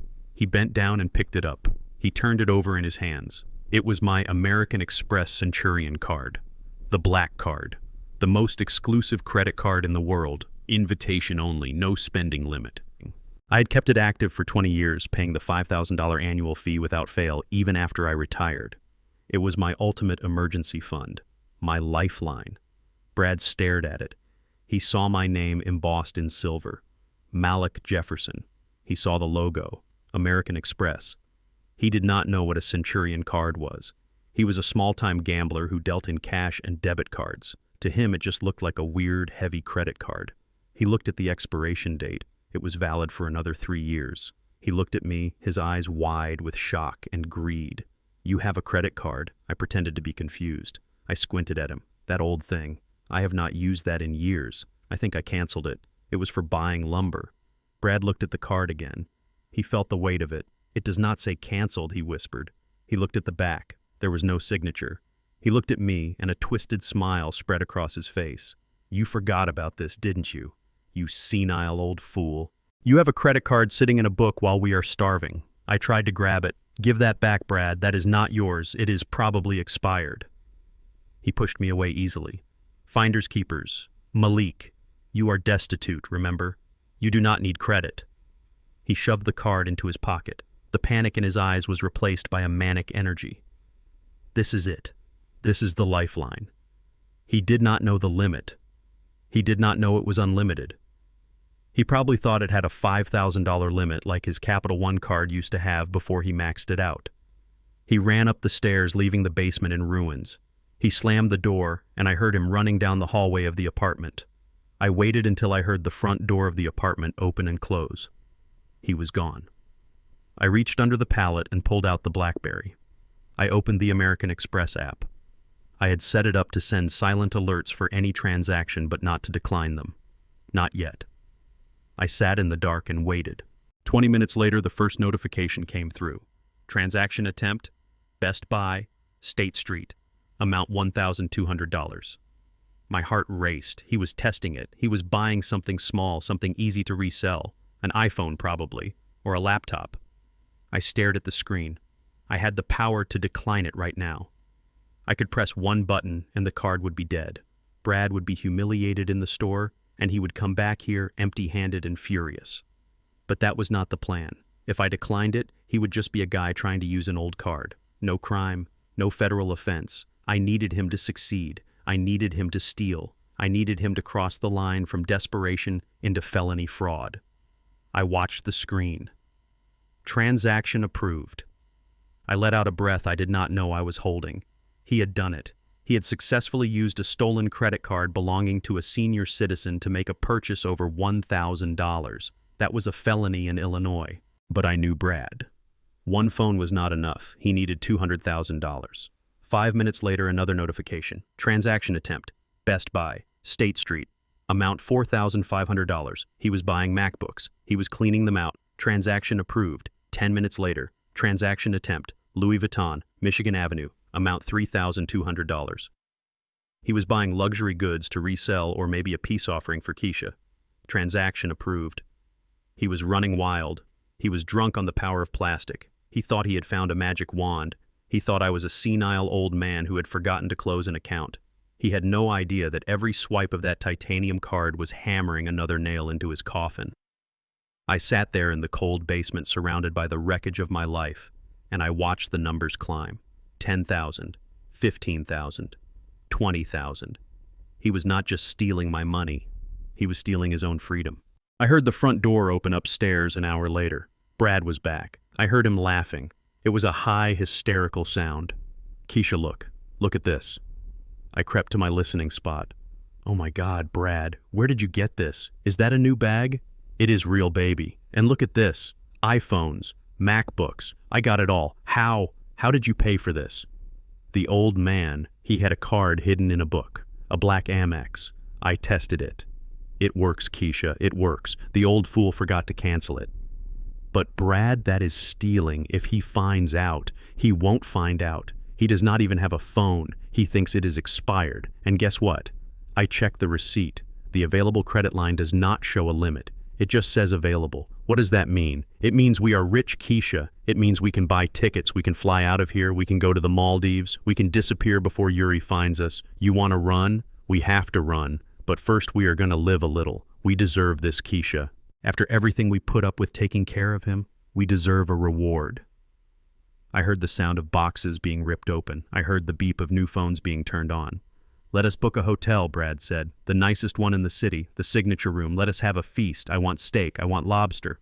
And then we go to the airport. What about my dad? We bring him. What? We bring him to the dinner. We make him carry the bags. It will be poetic justice. He pays for the meal and he serves it. And then when we get to the airport, we leave him at the terminal. He can figure it out. Keisha laughed. It was a nervous laugh, but it was a laugh. Okay, let us do it. I stood in the darkness, gripping the BlackBerry. They were going to take me to dinner. They were going to parade me around. Perfect. I typed a message to Desmond. The card is active. He is spending. Do not block it yet. He is planning a dinner at the signature room tonight. High value. Desmond replied instantly. I see the transactions. He has crossed the $25,000 mark. That is grand larceny and federal wire fraud. I typed back. Let him hit 50. I want him to feel like a king before I take his crown. I put the phone away. I straightened my dirty shirt. I brushed the dust off my trousers. I was ready for dinner. I was ready to carry their bags. I was ready to play the servant one last time, because tonight the servant was going to become the master. The ceiling above me vibrated with the sound of their joy. It was a sick, perverse kind of happiness fueled by theft and delusion. I sat on my pile of damp curtains in the basement listening to the frenzied activity upstairs. Brad and Keisha were not just spending money, they were devouring it. They had returned from their first shopping trip with bags that rustled and boxes that thudded against the floor. But that was just the appetizer. Now they were feasting on the main course. I heard Brad's voice booming with confidence. Book it, baby. First class. I do not want to see anyone's knees. I want the suites with the doors. He was on the phone or maybe just shouting at a laptop screen. Maldives, the overwater bungalow, the one with the slide into the ocean, 7 nights. No, make it 10. We are not coming back to this dump. I looked down at the BlackBerry in my hand. The screen glowed with a pale green light in the darkness. A new notification popped up. Transaction alert. Emirates Airlines, $24,000. I did not blink. I did not flinch. I just watched the number burn into the screen. $24,000 for a flight they would never take. Upstairs, Keisha was squealing. Oh my God, Brad, look at this hotel. It is $5,000 a night. They have a private butler. Get it, Brad shouted. Get the meal plan too. Champagne and lobster every night. Notification, the Ritz-Carlton Maldives, $55,000. They were burning through a lifetime of savings in seconds. It was reckless. It was insane. It was exactly what I wanted. I heard the front door open and close again. They were running in and out like children on Christmas morning. Look at this Keisha. I crept to the vent. I heard the crinkle of tissue paper. Hermes. Is that a Birkin? You bet it is. 20 grand. Resale value is insane, but you are keeping it. You deserve to look like a queen when we land. Notification. Hermes, Chicago. $21,500. My heart was beating a slow, steady rhythm. Thump, thump, thump. With every beat, they hammered another nail into their coffin. They were not just stealing, they were crossing state lines with the intent. They were booking international travel with fraudulent funds. They were turning a family dispute into an Interpol notice. I sat back against the cold brick wall. The basement was freezing, but I felt a strange heat in my veins. It was the heat of the hunter waiting in the blind. The notifications kept coming. Ting, ting, ting. It was a symphony of destruction. Transaction. Toomey luggage. $3,000. Transaction. Saks Fifth Avenue. $8,000. Transaction. Uber Black. $100. They were moving fast. They were trying to convert the credit into tangible assets before anyone noticed. They thought they had found a glitch in the matrix. A magic card with no bottom. My BlackBerry vibrated with a call. It was Desmond. I answered, keeping my voice to a whisper. Desmond. Malik, are you seeing this? I am seeing it. We have to kill the card, Malik. This is getting out of hand. They just dropped 20 grand at Hermes. The fraud algorithm at Amex is going to trip any second. I am holding it open manually with a override code from my contact in security, but he is getting nervous. Let him be nervous, I said. Malik, listen to me. You are liable for this until we report it. No, I am not. The trust is liable, and the trust is the victim of a crime. This is madness. Desmond hissed. "They are at $85,000. That is a fortune. Why are we waiting? We have them on grand larceny. We have them on identity theft. It is enough." "It is not enough," I said. My voice was hard as the concrete floor. "If we stop now, they get 5 years, maybe. With good behavior, they are out in 3. Brad will claim he didn't know the limit. He will claim he thought I gave him permission. He will cry to a jury about his gambling debts and his addiction." "So what is the magic number?" Desmond asked. $100,000, I said. "Why?" "Because at $100,000 it triggers the federal sentencing enhancement for aggravated financial crimes against a vulnerable senior citizen. It moves it from a state case to a federal case. It guarantees mandatory minimums. It means no parole. It means Brad dies in prison." There was a long silence on the line. "You are a cold son of a gun, Malik. They put me in a basement, Desmond. They sold my wife's house. They threw away her ashes. I am not cold. I am just numb." Desmond sighed. "Okay. 100,000. But the second it hits 6 figures, I am calling the FBI." "No," I said. "Wait. Wait for what?" "Wait for the party." "What party?" "Just watch the transactions, Desmond. You will see." I hung up. Upstairs, the music was blaring. They were drinking my wine. They were packing their new suitcases. They were celebrating their victory over the stupid old man in the basement. I checked the total. $88,000. "Come on, Brad," I whispered. "Do not get cheap now. Buy the shoes. Buy the watch. Go big." As if he heard me, the phone buzzed. Transaction. Rolex boutique. $12,000. 100,000. We had crossed the line. There was no going back. Brad had just bought a ticket to federal prison and he thought it was a Rolex. The spending slowed down around 6 in the evening. I sat in the dark, hungry and tired but alert. I heard them moving around upstairs getting dressed. I smelled expensive perfume wafting down through the floorboards. The basement door opened. Brad stood there. He was wearing a new tuxedo. It fit him badly tight across the shoulders. On his wrist was the new Rolex shining in the dim light. He looked like a penguin who had won the lottery. "Get up, Malik." I stood up, brushing the dust off my trousers. "What is it, Brad?" "We are going out." "Out?" "Yeah. We are having a farewell dinner. A celebration. We leave for the Maldives tomorrow morning, so tonight we feast." "I do not have any nice clothes, Brad." "You threw them all on the floor." Brad laughed. "You are not eating with us, old man. You are coming to carry the bags. We bought a lot of stuff today. We need a pack mule. And besides, I want you to see what success looks like." He threw a garment bag at me. "Put this on." "It is an old suit I found in the closet. It is too small for me, but it should fit a shriveled-up guy like you. I want you to look presentable enough to walk through the lobby, but pathetic enough that everyone knows you work for me." I took the suit. It was one of my old work suits from 20 years ago, moth-eaten, stained. I put it on. It hung off my frame. I looked ridiculous. I looked broken. "Perfect," Brad sneered. "You look like a butler who fell down the stairs." We went upstairs. Keisha was there. She was wearing a sequined gown and the new diamonds she had bought with my credit. She looked beautiful and terrible. She looked like her mother, but without the soul. "Dad," she said, "you look nice." I looked at her. "You are wearing diamonds, Keisha, while I sleep on concrete."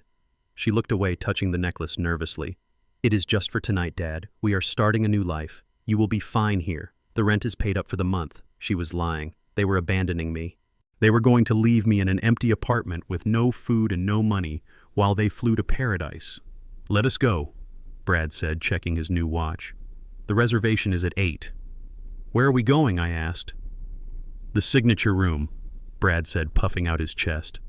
"Top of the Hancock, 95th floor, best view in the city. Only the best for the winners."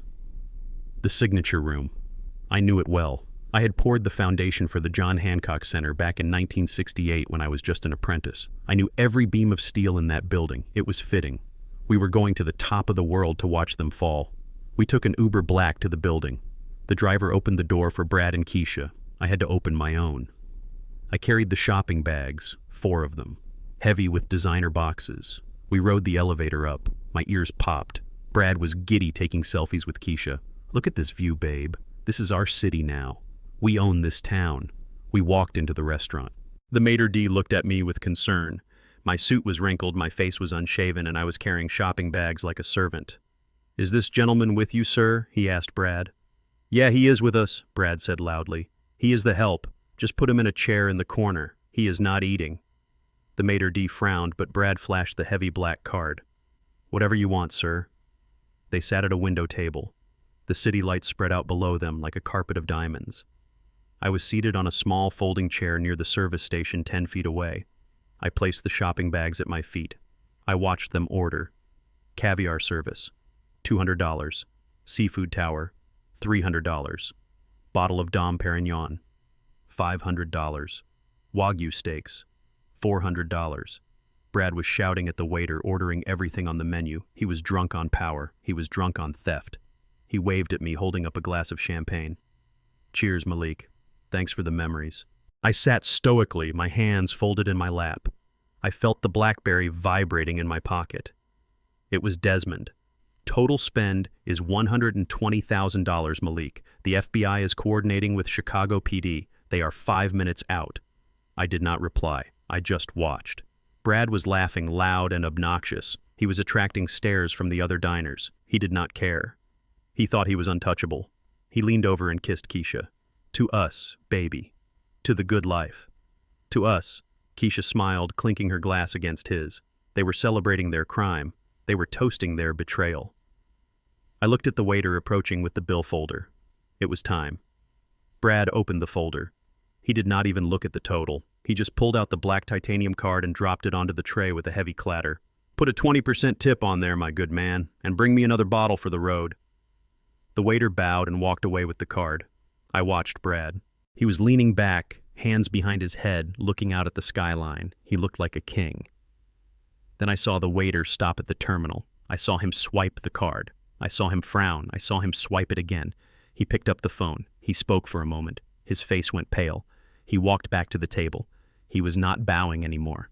"Sir," he said, his voice cutting through the chatter of the restaurant. Brad looked up, annoyed. "What is it?" "Bring the bottle." "Sir, the card was declined." Brad laughed. A loud barking sound. "Declined. Do you know what that is?" "That is a Centurion card. It has no limit. Run it again." "I ran it 3 times, sir. The bank says the card has been reported stolen." The restaurant went silent. People turned to look. "Stolen," Brad shouted, standing up. "That is a lie. That is my card. Run it again, or I will buy this whole place and fire you." "Sir, I need you to lower your voice. Do you have another form of payment?" I stood up. I picked up the shopping bags. I walked over to the table. Brad turned to me, his face red with rage and panic. "Malik, tell him it is your card. Tell him you gave it to me." I looked at him. I looked at Keisha. I looked at the waiter. "I do not know this man," I said clearly, "and that is my card he stole from my house." Brad's eyes bulged. He lunged for me. "You lying old bat." But before he could touch me, the elevator doors chimed. They did not open for guests. They opened for the law. And the party was over. Brad insisted that we make an entrance. He wanted witnesses to his ascension. He had called 3 of his gambling buddies, men who usually spent their nights in smoky basements in Cicero, and told them to meet us at the 95th floor. He wanted an audience for his coronation. We stood in the lobby of the Hancock Center waiting for the elevator. Keisha looked like a movie star in her sequined gown and the diamond necklace that caught the lobby lights. Brad was preening in his ill-fitting tuxedo, constantly adjusting the cuff to show off the Rolex. And then there was me. I stood 5 feet behind them, clutching 4 massive shopping bags filled with the spoils of their theft. The suit Brad had forced me to wear was a charcoal gray wool number I had bought at a thrift store 20 years ago for dirty jobs. It was stained with oil frayed at the cuffs and smelled of mothballs and despair. It hung loosely on my frame, making me look shrunken and frail. "Fix your tie," Malik Brad snapped without turning around. "You look like a hobo. Try to have some class for once in your life." I adjusted the tie. It was crooked. I kept my head down. I played the part. When the elevator doors opened, Brad strutted out like he owned the building. We walked into the restaurant, and the maitre d's smile faltered when he saw me. He looked from the glittering couple to the old man shuffling behind them like a pack mule. "Is he with you, sir?" the maitre d' asked, his eyes scanning my scuffed shoes. Brad laughed loudly. "Unfortunately, yes. He is the help. Just put a chair in the corner for him. He is not eating. He is just here to hold the bags. We cannot trust him to leave them in the coat check. He might forget where he is." The maitre d' looked uncomfortable, but Brad slipped him $100 bill from the roll of cash he had taken from the ATM earlier. "Whatever you say, sir. Follow me."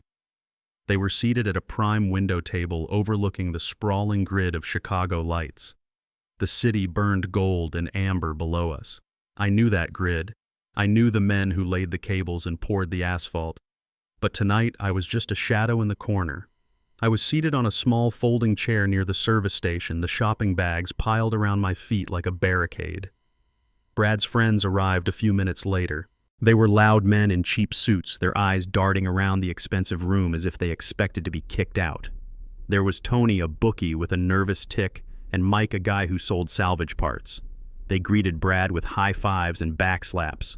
"Look at you," Tony shouted. "You hit the big one, huh?" Brad leaned back, spreading his arms wide. "I told you, boys. I told you I had a system. Titan Coin. It went to the moon, just like I said, and then I liquidated some real estate assets. Just moving money around, you know how it is." He was lying to liars. Titan Coin had crashed to zero. He had no assets. He was spending stolen credit on a dead man's walk. "Sit down, boys," Brad commanded. "Order whatever you want. The sky is the limit tonight." They sat, they ordered. They did not look at prices. They ordered seafood towers that looked like ice sculptures. They ordered steaks the size of hubcaps. They ordered bottle after bottle of Dom Perignon. The table filled with food. The smell of truffle oil and seared beef wafted over to my corner. My stomach grumbled. I had not eaten since the sandwich the night before. I watched them tear into the lobster butter running down their chins. "Who is the old guy?" Mike asked, pointing a fork at me. Brad swirled his champagne glass. He looked at me with a mix of pity and disgust. "That is my father-in-law. Malik. Sad story, really. He used to be a construction worker or something. Now he just wanders around. He lost his house. He lost his savings. He is completely dependent on us." Keisha took a sip of her wine. She did not correct him. She stared out the window, avoiding my gaze. "We took him in." Brad continued, his voice rising so the neighboring tables could hear. "We put a roof over his head. We feed him. It is a burden, you know, a heavy burden. But what are you going to do? Family is family. You are a saint," Tony said, tearing a piece of bread. "I would have put him in a home." "We thought about it," Brad said solemnly.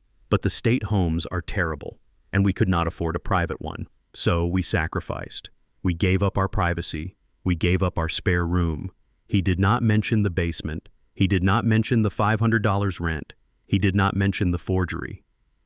I sat there, my hands folded on my lap.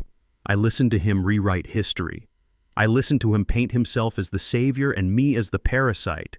"Hey, Malik," Brad shouted across the gap. "You want a bread roll?" He picked up a roll from the basket and tossed it through the air. It bounced off my chest and landed on the floor. "Oops." Butterfingers, Brad laughed. His friends roared with laughter. Even Keisha cracked a smile. "Pick it up, Dad," she said softly. "It is sourdough. You like sourdough." I bent down. I picked up the roll. I wiped the dust off it. I did not eat it. I placed it gently on top of the Louis Vuitton bag at my feet. The waiter came by to refill the champagne. He looked at me, then at the roll on the bag. He looked at Brad. I saw a flicker of judgment in his eyes. He knew. Service people always know who the real garbage is. Brad was drunk now. He was loud. He was telling stories about deals he never made and money he never earned. "Yeah, so I told the developer, if you want this land, you have to go through me. I am the gatekeeper." He was mimicking the way I used to talk on the job site. He was stealing my life, my words, my mannerisms, and twisting them into a caricature. I checked my pocket. The BlackBerry was vibrating. Desmond. "The FBI is in position in the lobby," the message read. "We are waiting for the final charge." I looked at Brad. He was red-faced, sweating, laughing at a joke Tony made about poor people. He had no idea. He was sitting on top of the world, and the foundation was made of dynamite. The waiter cleared the plates. The table was a mess of empty shells and bones. "Dessert, gentlemen," the waiter asked. "Everything," Brad slurred. "Bring the chocolate cake, the cheesecake, the gold leaf sundae. Bring it all, and bring the bill. We have a plane to catch." The dessert course was a blur of sugar and gluttony. They ate until they were groaning. Finally, the waiter returned. He carried a black leather folder. He placed it gently in front of Brad. The table went quiet. Tony and Mike leaned in, curious to see the damage. Brad opened the folder. He whistled. $15,400, he announced. Tony's eyes bugged out. 15 grand. Brad, are you crazy? Brad chuckled. He reached into his tuxedo pocket. He pulled out the black titanium card. He held it up to the light so everyone could see the centurion glint. Pocket change, boys. Pocket change. He looked at me. His eyes were glassy. Hey, Malik. Look at this. This is what success looks like. You worked 40 years and you never ate a meal like this. I make one phone call and I eat like a king. That is the difference between a worker and a boss. He was right. I had never eaten a $15,000 meal. I built hospitals. I built schools. I built homes. I ate sandwiches in my truck so I could put money in the trust. Brad tossed the card onto the bill folder. It landed with a heavy, authoritative thud. Swipe it, my good man, he said to the waiter, waving his hand dismissively. No pin needed. Add 20% for yourself. The waiter took the folder. He took the card. He bowed slightly and walked away toward the terminal station near the entrance. Brad leaned back, lacing his fingers behind his head. He winked at Keisha. Maldives, here we come, baby. I watched the waiter. I saw him insert the card. I saw him wait. I saw him frown. He pulled the card out. He wiped the chip on his apron. He inserted it again. He typed something into the terminal. He picked up the restaurant phone. Brad was busy laughing with Mike. He did not notice, but I noticed. The waiter hung up the phone. He whispered something to the manager standing next to him. The manager looked at our table. He looked at Brad. He nodded. The waiter walked back. He was not smiling. The bounce was gone from his step. I stood up. My knees cracked. I smoothed the front of my dirty, moth-eaten suit. I picked up the heavy Hermes bag in one hand and the Saks bag in the other. I walked out of my corner. Brad saw me moving. Sit down, old man, he barked. We are not leaving yet. I ignored him. I walked right up to the table. I stood next to the waiter who had just arrived. Sir, the waiter said to Brad, his voice loud and clear in the sudden silence of the dining room. There is a problem. Brad frowned. Problem? What problem? The card was declined, sir. Brad laughed. It was a nervous, angry sound. Declined. You are an idiot. That is an Amex Black. It does not decline. Run it again. I ran it 3 times, sir. The bank has flagged it. They say it is stolen. The word hung in the air. Stolen. Tony and Mike pulled back from the table. They looked at Brad. They looked at the card. Stolen. Brad shouted, standing up so fast his chair fell over. That is my card. My name is on the account. I stepped forward. I placed the shopping bags on the table, crushing the leftover lobster shells. No, I said. My voice was not the voice of a homeless old man. It was the voice of the man who ran job sites for 40 years. It was deep. It was gravel. It was command. That is not your card, Brad. Brad spun on me. His face was purple. Shut up, Malik. Sit down. I looked him in the eye. I saw the fear behind the rage. I am done sitting down, and I am done paying for your dinner. I turned to the waiter. I reached into my jacket pocket and pulled out my California driver's license, the one I kept hidden. My name is Malik Jefferson, I said. That card belongs to me, and I reported it stolen 5 minutes ago. Brad lunged. You lying old bat. Give me that card. He grabbed for the folder. He grabbed for me, but he never made contact because the elevator doors chimed behind us. And when they opened, it wasn't other diners who stepped out. It was 4 men in FBI windbreakers, and the party was officially over. The waiter walked back toward the table, and his face was the color of old parchment paper. He was not walking with the bounce of a man expecting a massive tip anymore. He was walking with the stiff, terrified gait of a man who was about to deliver bad news to a table full of drunks. The restaurant was buzzing with the low hum of expensive conversations and clinking silverware, but around Brad's table the air seemed to thicken. Brad was still leaning back in his chair, one arm draped over the back, laughing at something Mike had said about a horse race. He did not see the waiter approaching, but I did. I saw the way the manager was watching from the podium, his hand hovering near the security phone. I saw the way the busboys had stopped clearing the neighboring tables. The waiter stopped right next to Brad. He cleared his throat. It was a small, nervous sound, but it cut through Brad's laughter like a knife. Brad looked up, annoyed that his story had been interrupted. He held out his hand, expecting the black folder with the receipt, expecting to sign his name with a flourish and walk out like a king. But the waiter did not hand him the folder. He held it tight against his chest like a shield. "Sir," the waiter said, and his voice cracked. "We have a problem." Brad frowned. His eyes narrowed.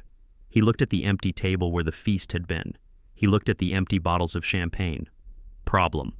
What problem? Did you run out of cognac?" "No, sir."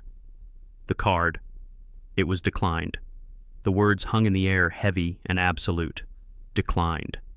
It was a word that did not belong in a place like the signature room. It was a word for corner stores and dive bars. Brad stared at the waiter. His mouth opened slightly. He looked like he had been slapped. Declined. "You are crazy. That is an American Express Centurion. It has no limit. Do you know who I am?" "I am sorry, sir," the waiter stammered, taking a half step back. The machine rejected it. It gave a code. "Code? What code?" "Run it again." "I ran it 3 times, sir. The bank has flagged the account. They say the card has been reported stolen." The silence that followed was total. The clinking of forks at the next table stopped. Tony and Mike, who had been laughing seconds ago, froze. They looked at Brad. They looked at the waiter. And then they looked at each other with the sudden sharp clarity of rats sensing a sinking ship. Stolen. Brad stood up. His chair scraped violently against the floor, knocking over a crystal water glass. It shattered, but no one moved. "Stolen. That is my card. My name is on the account. You are incompetent. Give me the card back. I'm going to call them right now and have your job." The waiter looked terrified. He looked toward the manager for help. "I cannot return the card, sir. Bank protocol requires we confiscate it." Brad's face turned a deep, violent shade of purple. A vein in his neck bulged against his tight collar. He looked ready to hit the waiter. He looked ready to tear the place down. "Give me my card!" he roared. That was my cue. I had been standing in the shadows by the service station, a silent observer, a piece of furniture. But now I moved. I dropped the heavy shopping bags. They hit the floor with a thud. I stepped out of the corner. I was not shuffling anymore. I was not hunching my shoulders. I walked with the stride of a man who had walked steel beams 60 stories in the air. I walked with the weight of 40 years of authority. I stepped between Brad and the waiter. I reached out my hand. My palm was calloused rough and steady. "Give it to me, son," I said to the waiter. The waiter looked at me. He saw the old suit, he saw the unshaven face, but he also saw my eyes. And in my eyes he saw something that Brad did not have. He saw command. Without a word, the waiter handed me the black titanium card. I held it up. It felt heavy, cold, and righteous in my hand. I looked at the name embossed in silver. Malik Jefferson. Brad stared at me. His eyes were bulging. His mouth worked, but no sound came out at first. He looked at the card in my hand, then at my face, then back at the card. The reality was fracturing his delusion. The narrative he had built that I was a helpless, senile dependent was crumbling brick by brick. "Give that to me," Brad shouted, lunging forward. "That is mine. You gave that to me." I took a step back, holding the card out of his reach. "No, Brad," I said. My voice was deep, gravelly, and loud enough to reach the back of the room. "I did not give this to you. You stole it. You stole it from my suitcase while I was sleeping in your basement. You stole it just like you stole my dignity." "Liar," Brad screamed.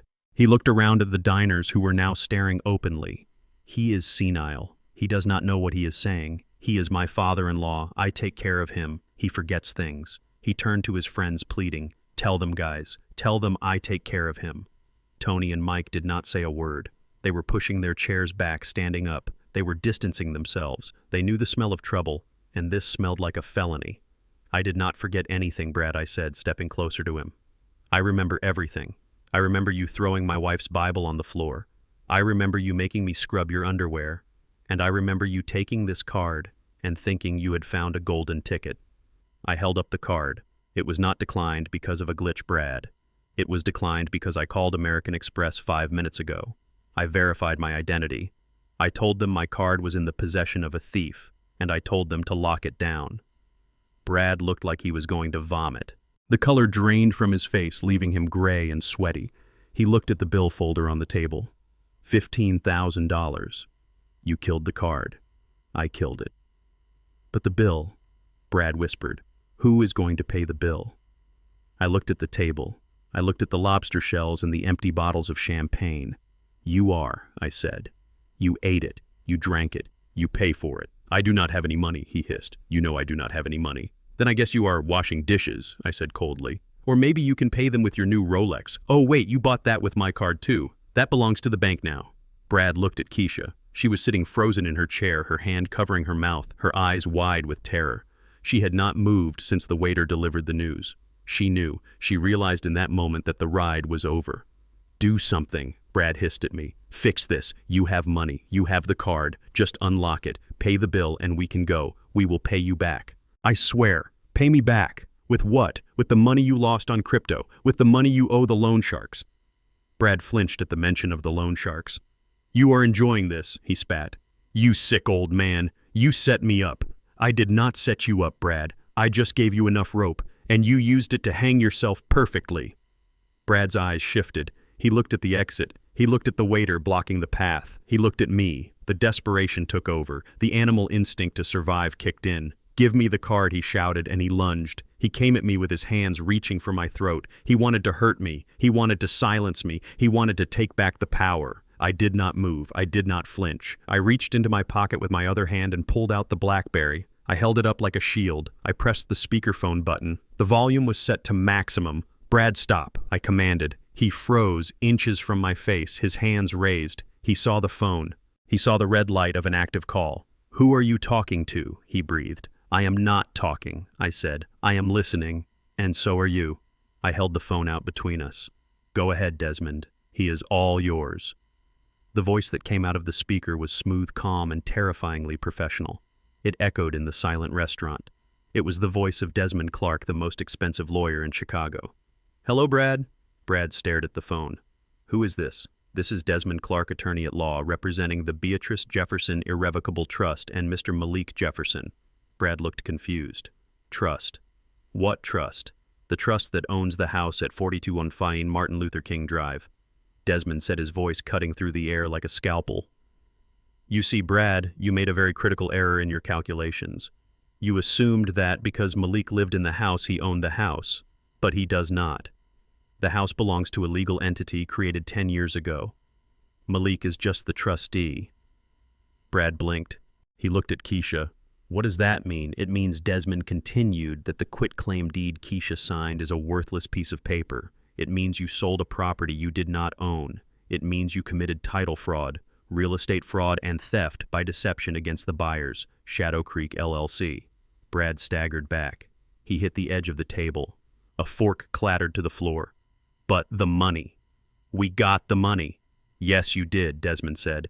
And that is where it gets worse. You took $350,000 for a sale that is legally void. That is grand larceny. But that is just the beginning. I watched Brad's face crumble. He was trying to process the information, but it was too much. The walls were closing in. We have been tracking your spending, Brad, Desmond went on relentlessly. We have a log of every transaction you made with the Centurion card, the flights to the Maldives, the jewelry, the electronics, the dinner you just ate. So what? Brad stammered. It is a family dispute. It is civil. No, Brad, it is not civil. The total amount you have charged to that card in the last 48 hours is $123,000. So, Desmond said, his voice dropping to a deadly whisper once the theft crosses $100,000 and involves a victim over the age of 65, it triggers federal sentencing guidelines. It is no longer a local matter, Brad. It is wire fraud. It is identity theft. And because you use the internet to book flights and move money, it is interstate commerce crimes. Brad looked at me. His eyes were wide, filled with horror. You did this. You knew. I just stood there holding the phone. And one more thing, Brad, Desmond added. Since the house belongs to a trust and you attempted to defraud a trust, you have engaged in complex financial crimes. I have already forwarded the entire file, including the audio recordings Malik made of you admitting to the theft and the forgery, to the United States Attorney's Office. Recordings, Brad whispered. Every word Desmond said, every threat, every admission. The FBI agents currently securing the lobby have copies of everything. They are very interested in meeting the man who spent $100,000 of a senior citizen's money in 2 days. Brad looked at the elevator doors. He looked at the window. He was 95 stories up. There was no way out. "This is a joke," he said, his voice trembling. "This is a prank. Malik, tell him to stop." I looked at him. I looked at the man who had called me a homeless person, the man who had made me sleep on concrete. "It is not a joke, Brad," I said. "It is the end." Brad let out a scream of pure frustration. He grabbed a wine bottle from the table. He raised it over his head. "I will kill you," he screamed. "I will kill you, old man." Tony and Mike backed away, hands up. "Whoa, Brad, take it easy, man," Tony said. "It is over." Brad ignored him. He swung the bottle toward me, but he never finished the swing. The elevator doors chimed. Ding! Everyone turned. The doors slid open. 4 men in blue windbreakers with yellow letters on the back stepped out. They had guns on their hips and badges on their chests. FBI. Nobody move. Brad froze the bottle, still raised in the air. He looked at the agents. He looked at me. He looked at the $15,000 bill on the table. "Drop the bottle, son." One of the agents commanded, his hand resting on his weapon. Brad dropped the bottle. It hit the carpet with a dull thud and rolled away, spilling the last dregs of expensive wine. He fell to his knees. He put his hands on his head. He started to cry. It was not a cry of remorse. It was the cry of a man who realized the game was rigged and he had been playing against the house the whole time. Keisha stood up slowly. She looked at me. Her face was a mask of shock. "Dad," she whispered. "What have you done?" I looked at her. "My daughter. My greatest failure. I did what I had to do," I said. "I cleaned the house." The elevator doors slid open with a soft hydraulic hiss that sounded like a snake striking in the silence of the dining room. But it was not more police officers who stepped out into the plush carpeting of the 95th floor. It was not the hotel security or the manager. Standing there framed by the steel doors were 2 men who looked like they had been carved out of granite and dressed in suits that cost too much but fit too poorly. They were massive, towering over the maitre d' who tried to step in their path. One had a neck as thick as a utility pole and a scar that ran through his eyebrow. The other was bald with hands the size of shovels. They were the kind of men you do not see in places like the signature room unless they are there to break things. They stepped into the restaurant, and the air in the room seemed to drop 10 degrees. They did not look at the view of the city lights. They did not look at the stunned diners holding their forks in midair. They scanned the room with the predatory efficiency of wolves looking for a wounded deer. Their eyes swept over me, over the waiter, over Keisha, and finally landed on Brad, who was still on his knees, sobbing into his hands. It was Shadow Creek. These were Yuri's men. They had tracked him. Brad had been posting photos on social media all night. He had tagged the location. He had bragged about his view. He had practically sent up a flare gun signaling his location to the men he had defrauded. In his arrogance, he had forgotten that smartphones are tracking devices and loan sharks have very good software. The bald man pointed a finger at Brad. It was not a gesture of accusation. It was a designation of a target. They moved forward. They walked right past the FBI agents who were still securing the perimeter of the room. They walked past the terrified manager. They moved with a momentum that suggested stopping them would be like trying to stop a freight train with a paper shield. Brad looked up through his tears. He saw them. The color that had already drained from his face somehow drained further, leaving him looking like a corpse that had been left in the water too long. He scrambled backward on his knees, knocking over a chair. "No," he whimpered. "Not here. Please, not here." The men did not speak. They did not care about the venue. They did not care about the witnesses. They did not care about the federal agents standing 10 feet away. In their world, a debt was a debt and disrespect was a capital offense. They closed the distance in 3 long strides. The scarred man reached down. He grabbed Brad by the lapels of his ill-fitting tuxedo. He hauled him up off the floor as if Brad weighed nothing more than a bag of laundry. Brad's feet dangled inches off the ground, his patent leather shoes scraping against the table leg. The man slammed Brad back against the reinforced glass of the window. The glass shuddered. Below them, Chicago sprawled out 1,000 feet down. "You thought you could run?" the man growled. His voice was a low rumble like gravel in a mixer. "You thought you could hide in the sky." I was not running. Brad choked out his hands, clawing uselessly at the man's wrists. "I was just celebrating. I was going to pay you." "Pay us," the bald man said, stepping in close. "You sold us air. You sold us a ghost house." He slapped Brad. It was not a theatrical slap. It was a heavy, open-handed blow that sounded like a gunshot. Brad's head snapped back. Blood flew from his lips, splattering onto the white tablecloth. "The city shut us down today," the scarred man hissed. "They put a red tag on the gate. They said the deed is fake. They said the house belongs to a trust. You sold us a property you do not own. You committed fraud against Shadow Creek." "We did not know," Brad screamed. "We thought it was his. You thought," the bald man mocked. "You took $350,000 of our money. You took it cash. And now the house is locked up, the city is investigating us, and you are here eating lobster." He grabbed a bottle of Dom Perignon from the table. It was still half full. He smashed the neck of the bottle against the edge of the table. Glass shards flew. Champagne foamed onto the carpet. He held the jagged glass inches from Brad's face. "Where is the money, Brad? Where is our 350 grand? "I do not have it," Brad wailed. "I spent it. I invested it. It is gone." "Gone," the scarred man roared. He shook Brad so hard his head banged against the window again. "You spent $300,000 in 3 days. Crypto," Brad sobbed. "I put it in crypto. It crashed. It is gone. I swear." The bald man looked at the scarred man. He looked at the jagged bottle in his hand. He looked at Brad's terrified face. "Then we are going to take it out of you," he said simply. "We are going to take it out of your skin. We are going to take it out of your bones. And when we are done with you, we are going to find your wife and we are going to take the rest out of her." Keisha screamed. It was a high, piercing sound that shattered the tension in the room. She was huddled in her chair, clutching her diamond necklace as if it could protect her. "No," she shrieked. "Leave me alone. I did not do anything." It was him. It was all him. The scarred man looked at her. His eyes were dead. "You signed the papers too, lady. You are the one with the power of attorney. You are the one who forged the signature. You are just as guilty." He dropped Brad. Brad crumpled to the floor, gasping for air. The scarred man reached into his jacket. He pulled out a pair of heavy leather gloves. He put them on slowly, deliberately. "You have 5 seconds to produce the money," he said. "Or we start throwing people out of this window."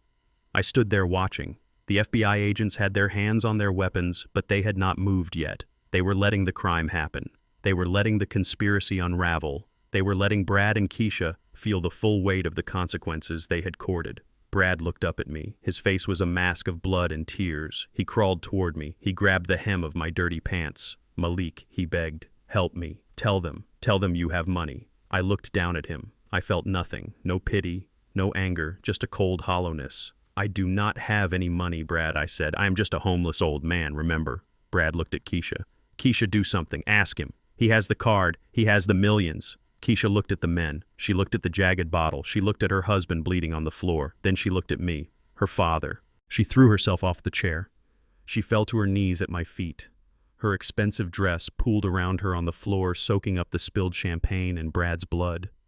She grabbed my hands. Her fingers were cold and trembling. "Dad," she cried. "Dad, please. You have to pay them." I looked at her. I looked at the tears streaming down her face, ruining her makeup. "Pay them," I asked. "Yes, pay them. You are rich. Brad said you have millions. You have that black card. You have the trust fund. Just give them the money, Dad. Write them a check. Transfer it. Do whatever you have to do." She squeezed my hands so hard her nails dug into my skin. "They are going to kill him, Dad. They are going to kill me. You cannot let that happen. You are my father. You are supposed to protect me." "Protect you," I said softly. "Yes, protect us. You have the money. It means nothing to you. You are old. You do not need it. We are young. We have a future. Please, Dad, just pay the debt. Be the hero. Be the builder, one last time."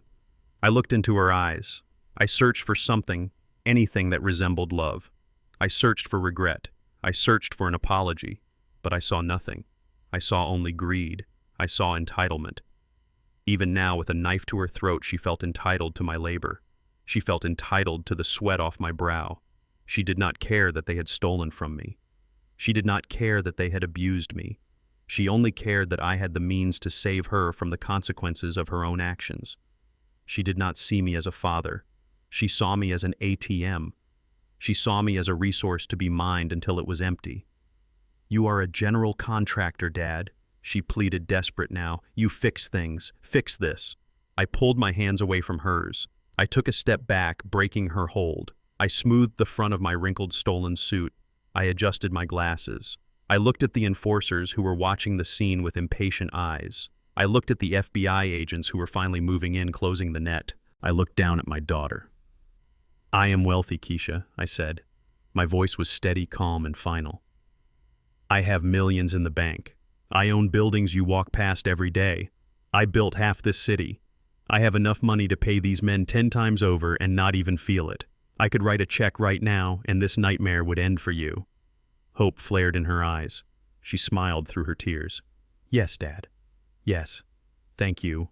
I knew you would, but I'm not going to pay them, I said. The smile froze on her face. What? I said no. But Dad, why?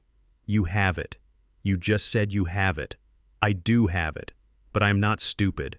I gestured to the room, to the wreckage of the dinner, to the stolen luxury bags, to the man cowering on the floor. You stole my house, Keisha.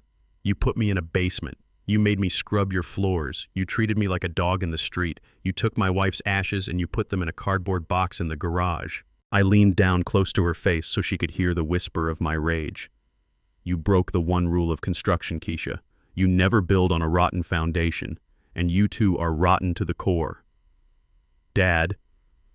Please, she wailed, reaching for me again. Do not touch me, I snapped. I stood up straight. I looked at the scarred man holding the broken bottle. She is all yours, I said.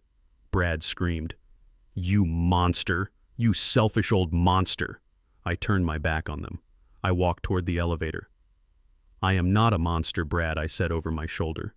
I am a retired electrician living on a pension, and I cannot afford to pay your debts. The scarred man stepped forward, raising the bottle. That is enough talk, he growled. Time to pay up. But before he could bring the glass down, a voice boomed from the other side of the room. Federal agents, drop the weapon. The room exploded into motion. The 4 men in windbreakers drew their weapons. The doors to the kitchen burst open and more agents poured out. The lobby entrance swarmed with uniformed police officers. Desmond had timed it perfectly. He had let the scene play out. He had let them confess. He had let them threaten violence. And now he was bringing the hammer down. I stood by the elevator doors watching the chaos. I watched the enforcers drop their weapons and raise their hands. I watched Brad try to crawl under the table only to be dragged out by an agent. I watched Keisha screaming my name as they put her in handcuffs.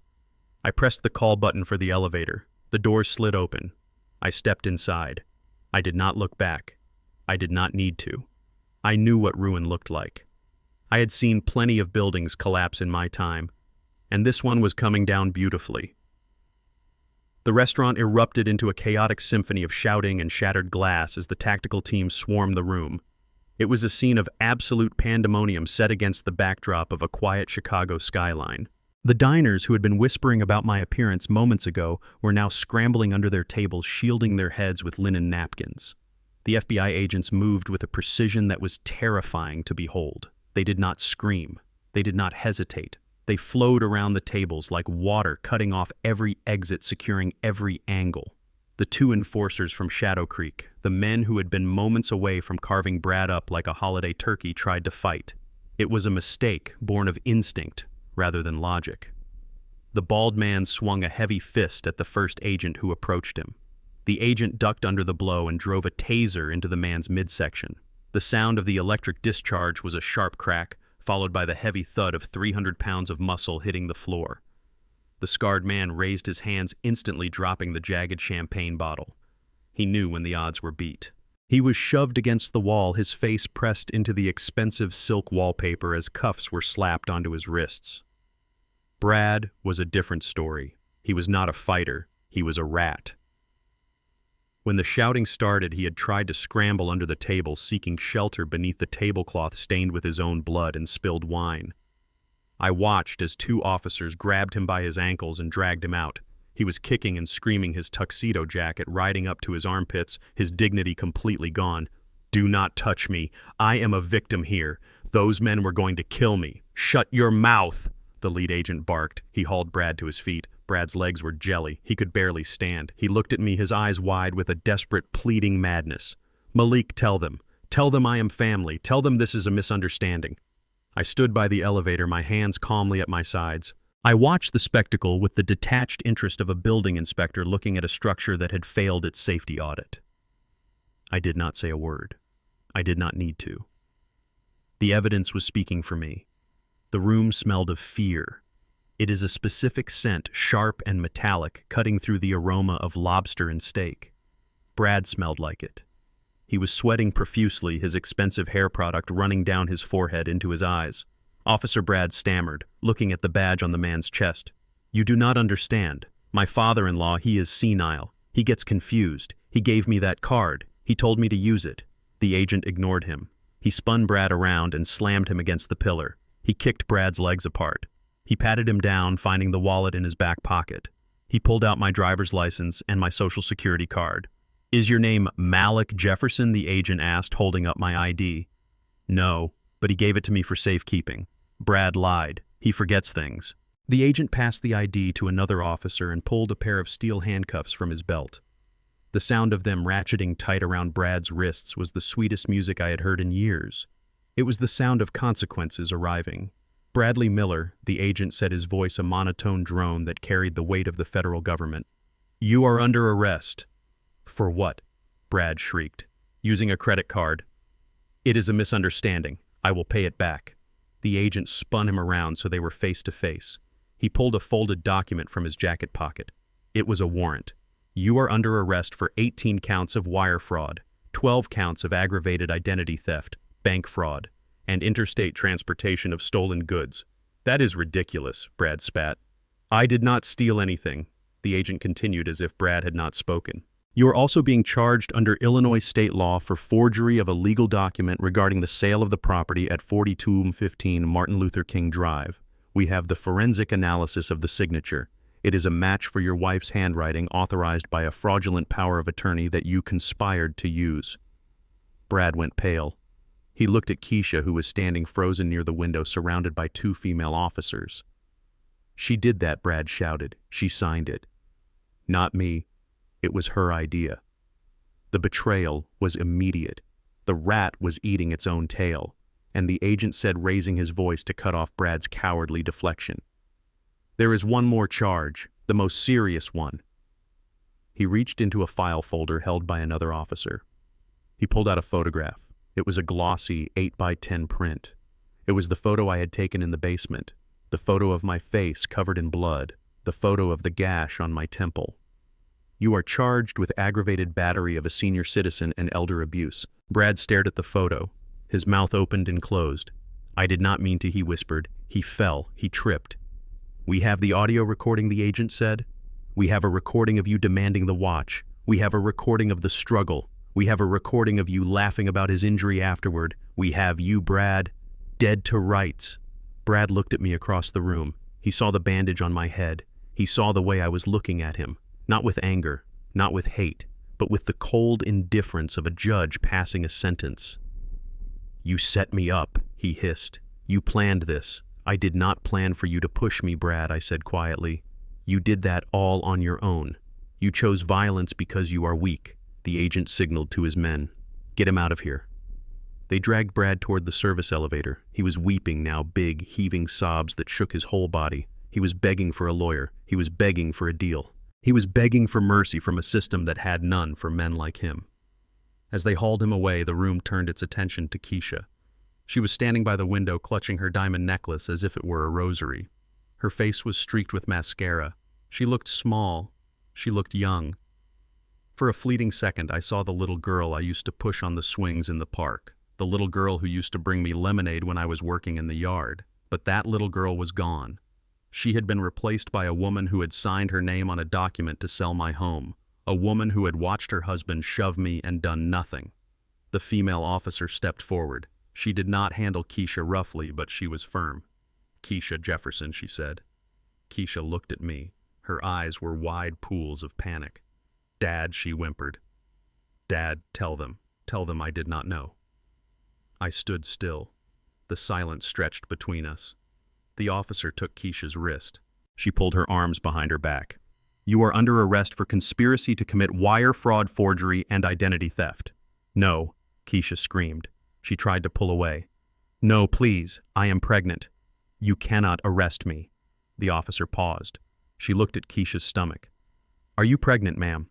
"We are trying." Keisha lied. "We were going to start a family in the Maldives. Please, Do not do this. My father will explain. He will drop the charges. She looked at me. She was begging. Dad, stop them. I am your daughter. I am your only child. You cannot let them take me to jail. I looked at the handcuffs clicking around her wrists. I looked at the stolen dress she was wearing. I looked at the ring on her finger that was bought with my credit. I walked toward her. The officers let me approach. I stopped 2 feet away. Dad, she cried, relief flooding her face. Thank God. Tell them. I looked her in the eye. You signed the deed, Keisha. She flinched. Brad made me. He said we had no choice. You signed the checks from my retirement account. He told me to. You watched him push me down the stairs in the basement. You watched me bleed. And you walked away and locked the door. Keisha stopped crying. She looked at the floor. I was scared, Dad. No, you were not, I said softly. You were impatient. You were greedy. You wanted the money, and you did not care if you had to step over my body to get it. Dad, please. I am sorry. I am so sorry. I reached into my pocket. I pulled out a small, folded piece of paper. It was the note she had left on the kitchen counter the day she sold the house. The one that said she was going out for groceries when she was actually at the notary office signing away my life. I tucked the paper into the neckline of her stolen dress. You are not sorry you did it, Keisha. You are sorry you got caught, I signaled to the officer. Take her. No, Keisha screamed.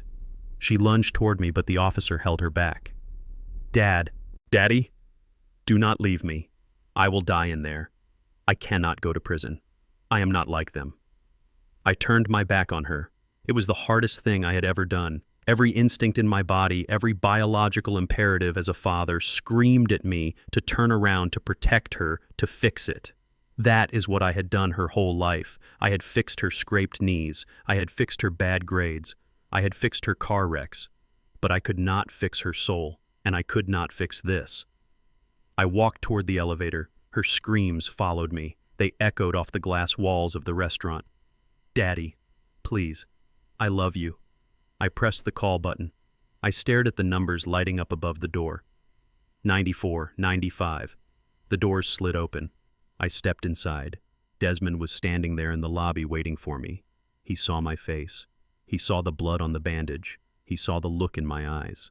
He did not ask if I was okay. He knew the answer. Is it done? He asked. It is done, I said. The doors began to close. I saw Keisha one last time through the narrowing gap. She was being led away, her head hanging low, her shoulders shaking. She looked like a broken doll. The doors shut with a final thud. The sound of her crying was cut off, instantly replaced by the hum of the elevator motor. I was alone in the steel box, descending 95 floors back to the earth. I leaned my head against the cool metal wall. I felt the vibration of the cables. I had my money. I had my house back. I had justice. But as the numbers ticked down floor by floor, I realized I had paid a price higher than any of the ones Brad had racked up on my card. I had paid with my family, and there was no refund for that. The winter winds of Chicago had finally retreated, replacing the biting cold with the gentle warmth of a late spring afternoon. I stood on the sidewalk looking up at the house at 4215 Martin Luther King Drive.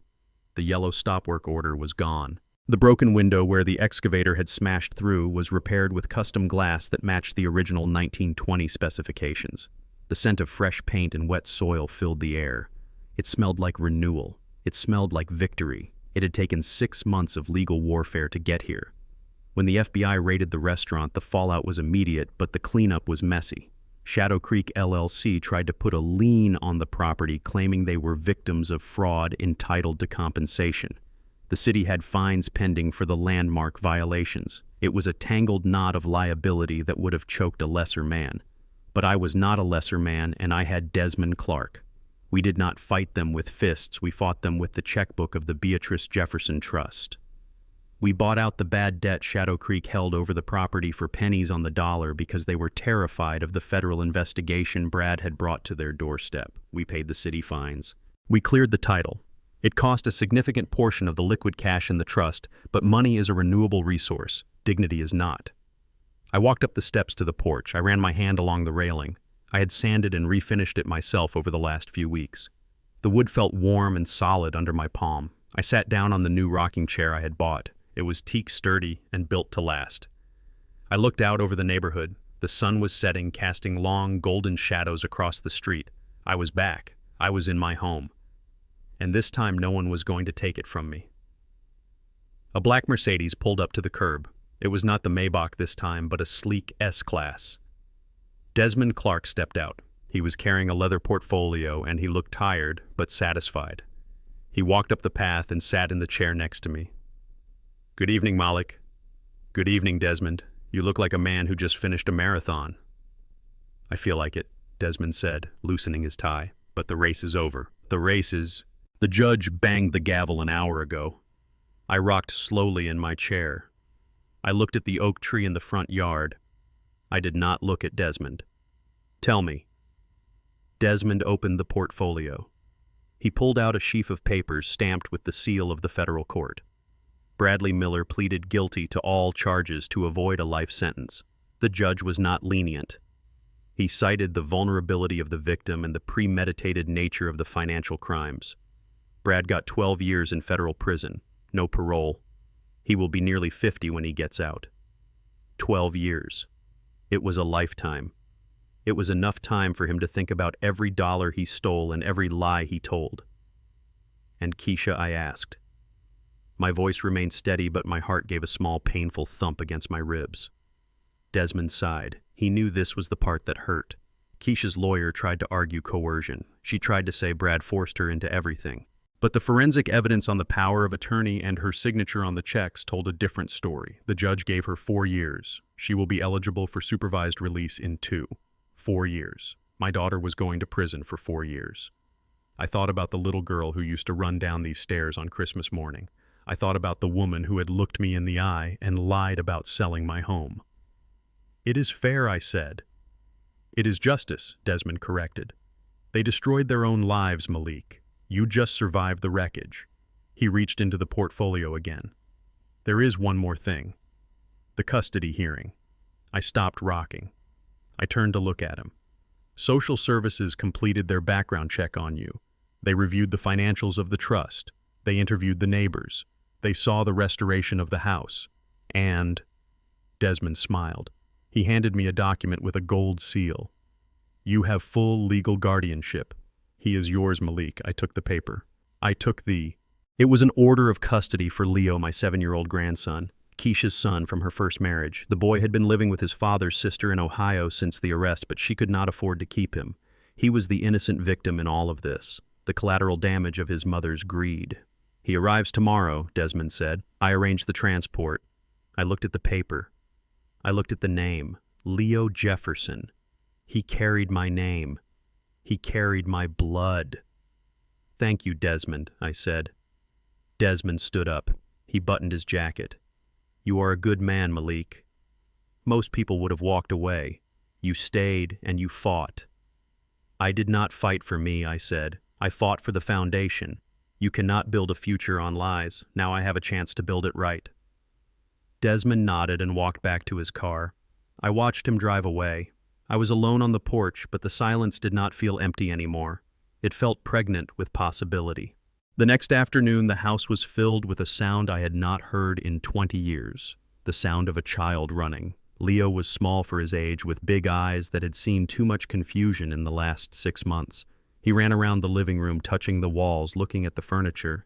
He had his mother's smile, but he had my spirit. "Grandpa, is this really your house?" he asked, stopping in front of the fireplace. "It is our house, Leo," I said. He looked at me. "Mom said you were homeless. She said you lived in a basement." I walked over to him. I knelt down so I was eye level with him. I was 70 years old, but my knees did not hurt today. "Your mother was confused, Leo. I lived in a basement for a little while because I had to fix a big problem. But the problem is fixed now, and we are never going back to the basement. Are Mom and Brad coming back?" "No, Leo, not for a long time." He did not cry. He just nodded as if he understood that some people just disappear. "Can I play in the yard?" "Yes, go play." He ran out the front door. I walked out to the porch and sat back in my rocking chair. I watched him run circles around the oak tree. I watched him laugh at a squirrel. I reached into my pocket and pulled out my smartphone. Not the BlackBerry. The regular one. The one Brad had taken from me and the police had returned.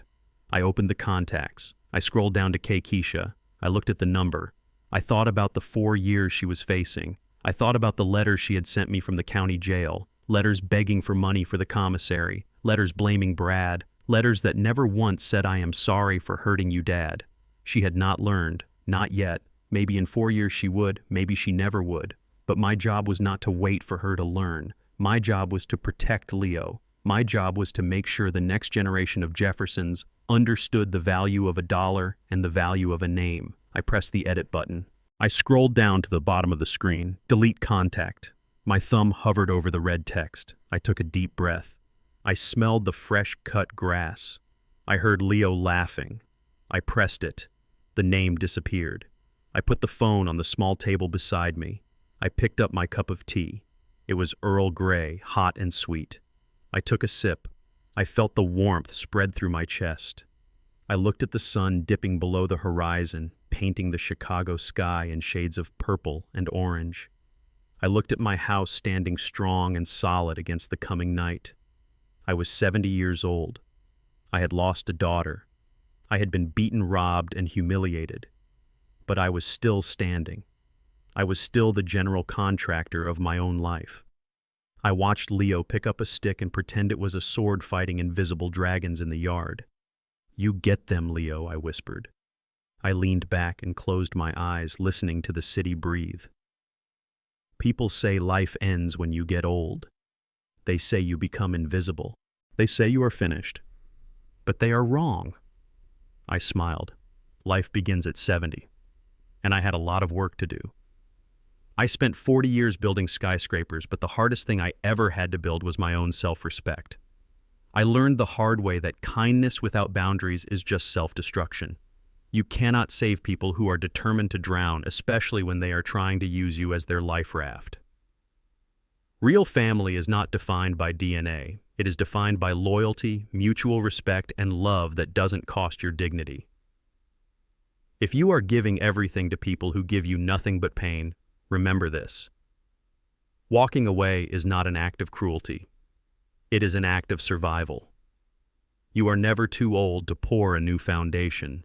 If you enjoyed this story of justice, please hit the like button and subscribe to the channel for more. And tell me in the comments below, have you ever had to cut off a toxic family member to protect your own peace? I read every single one.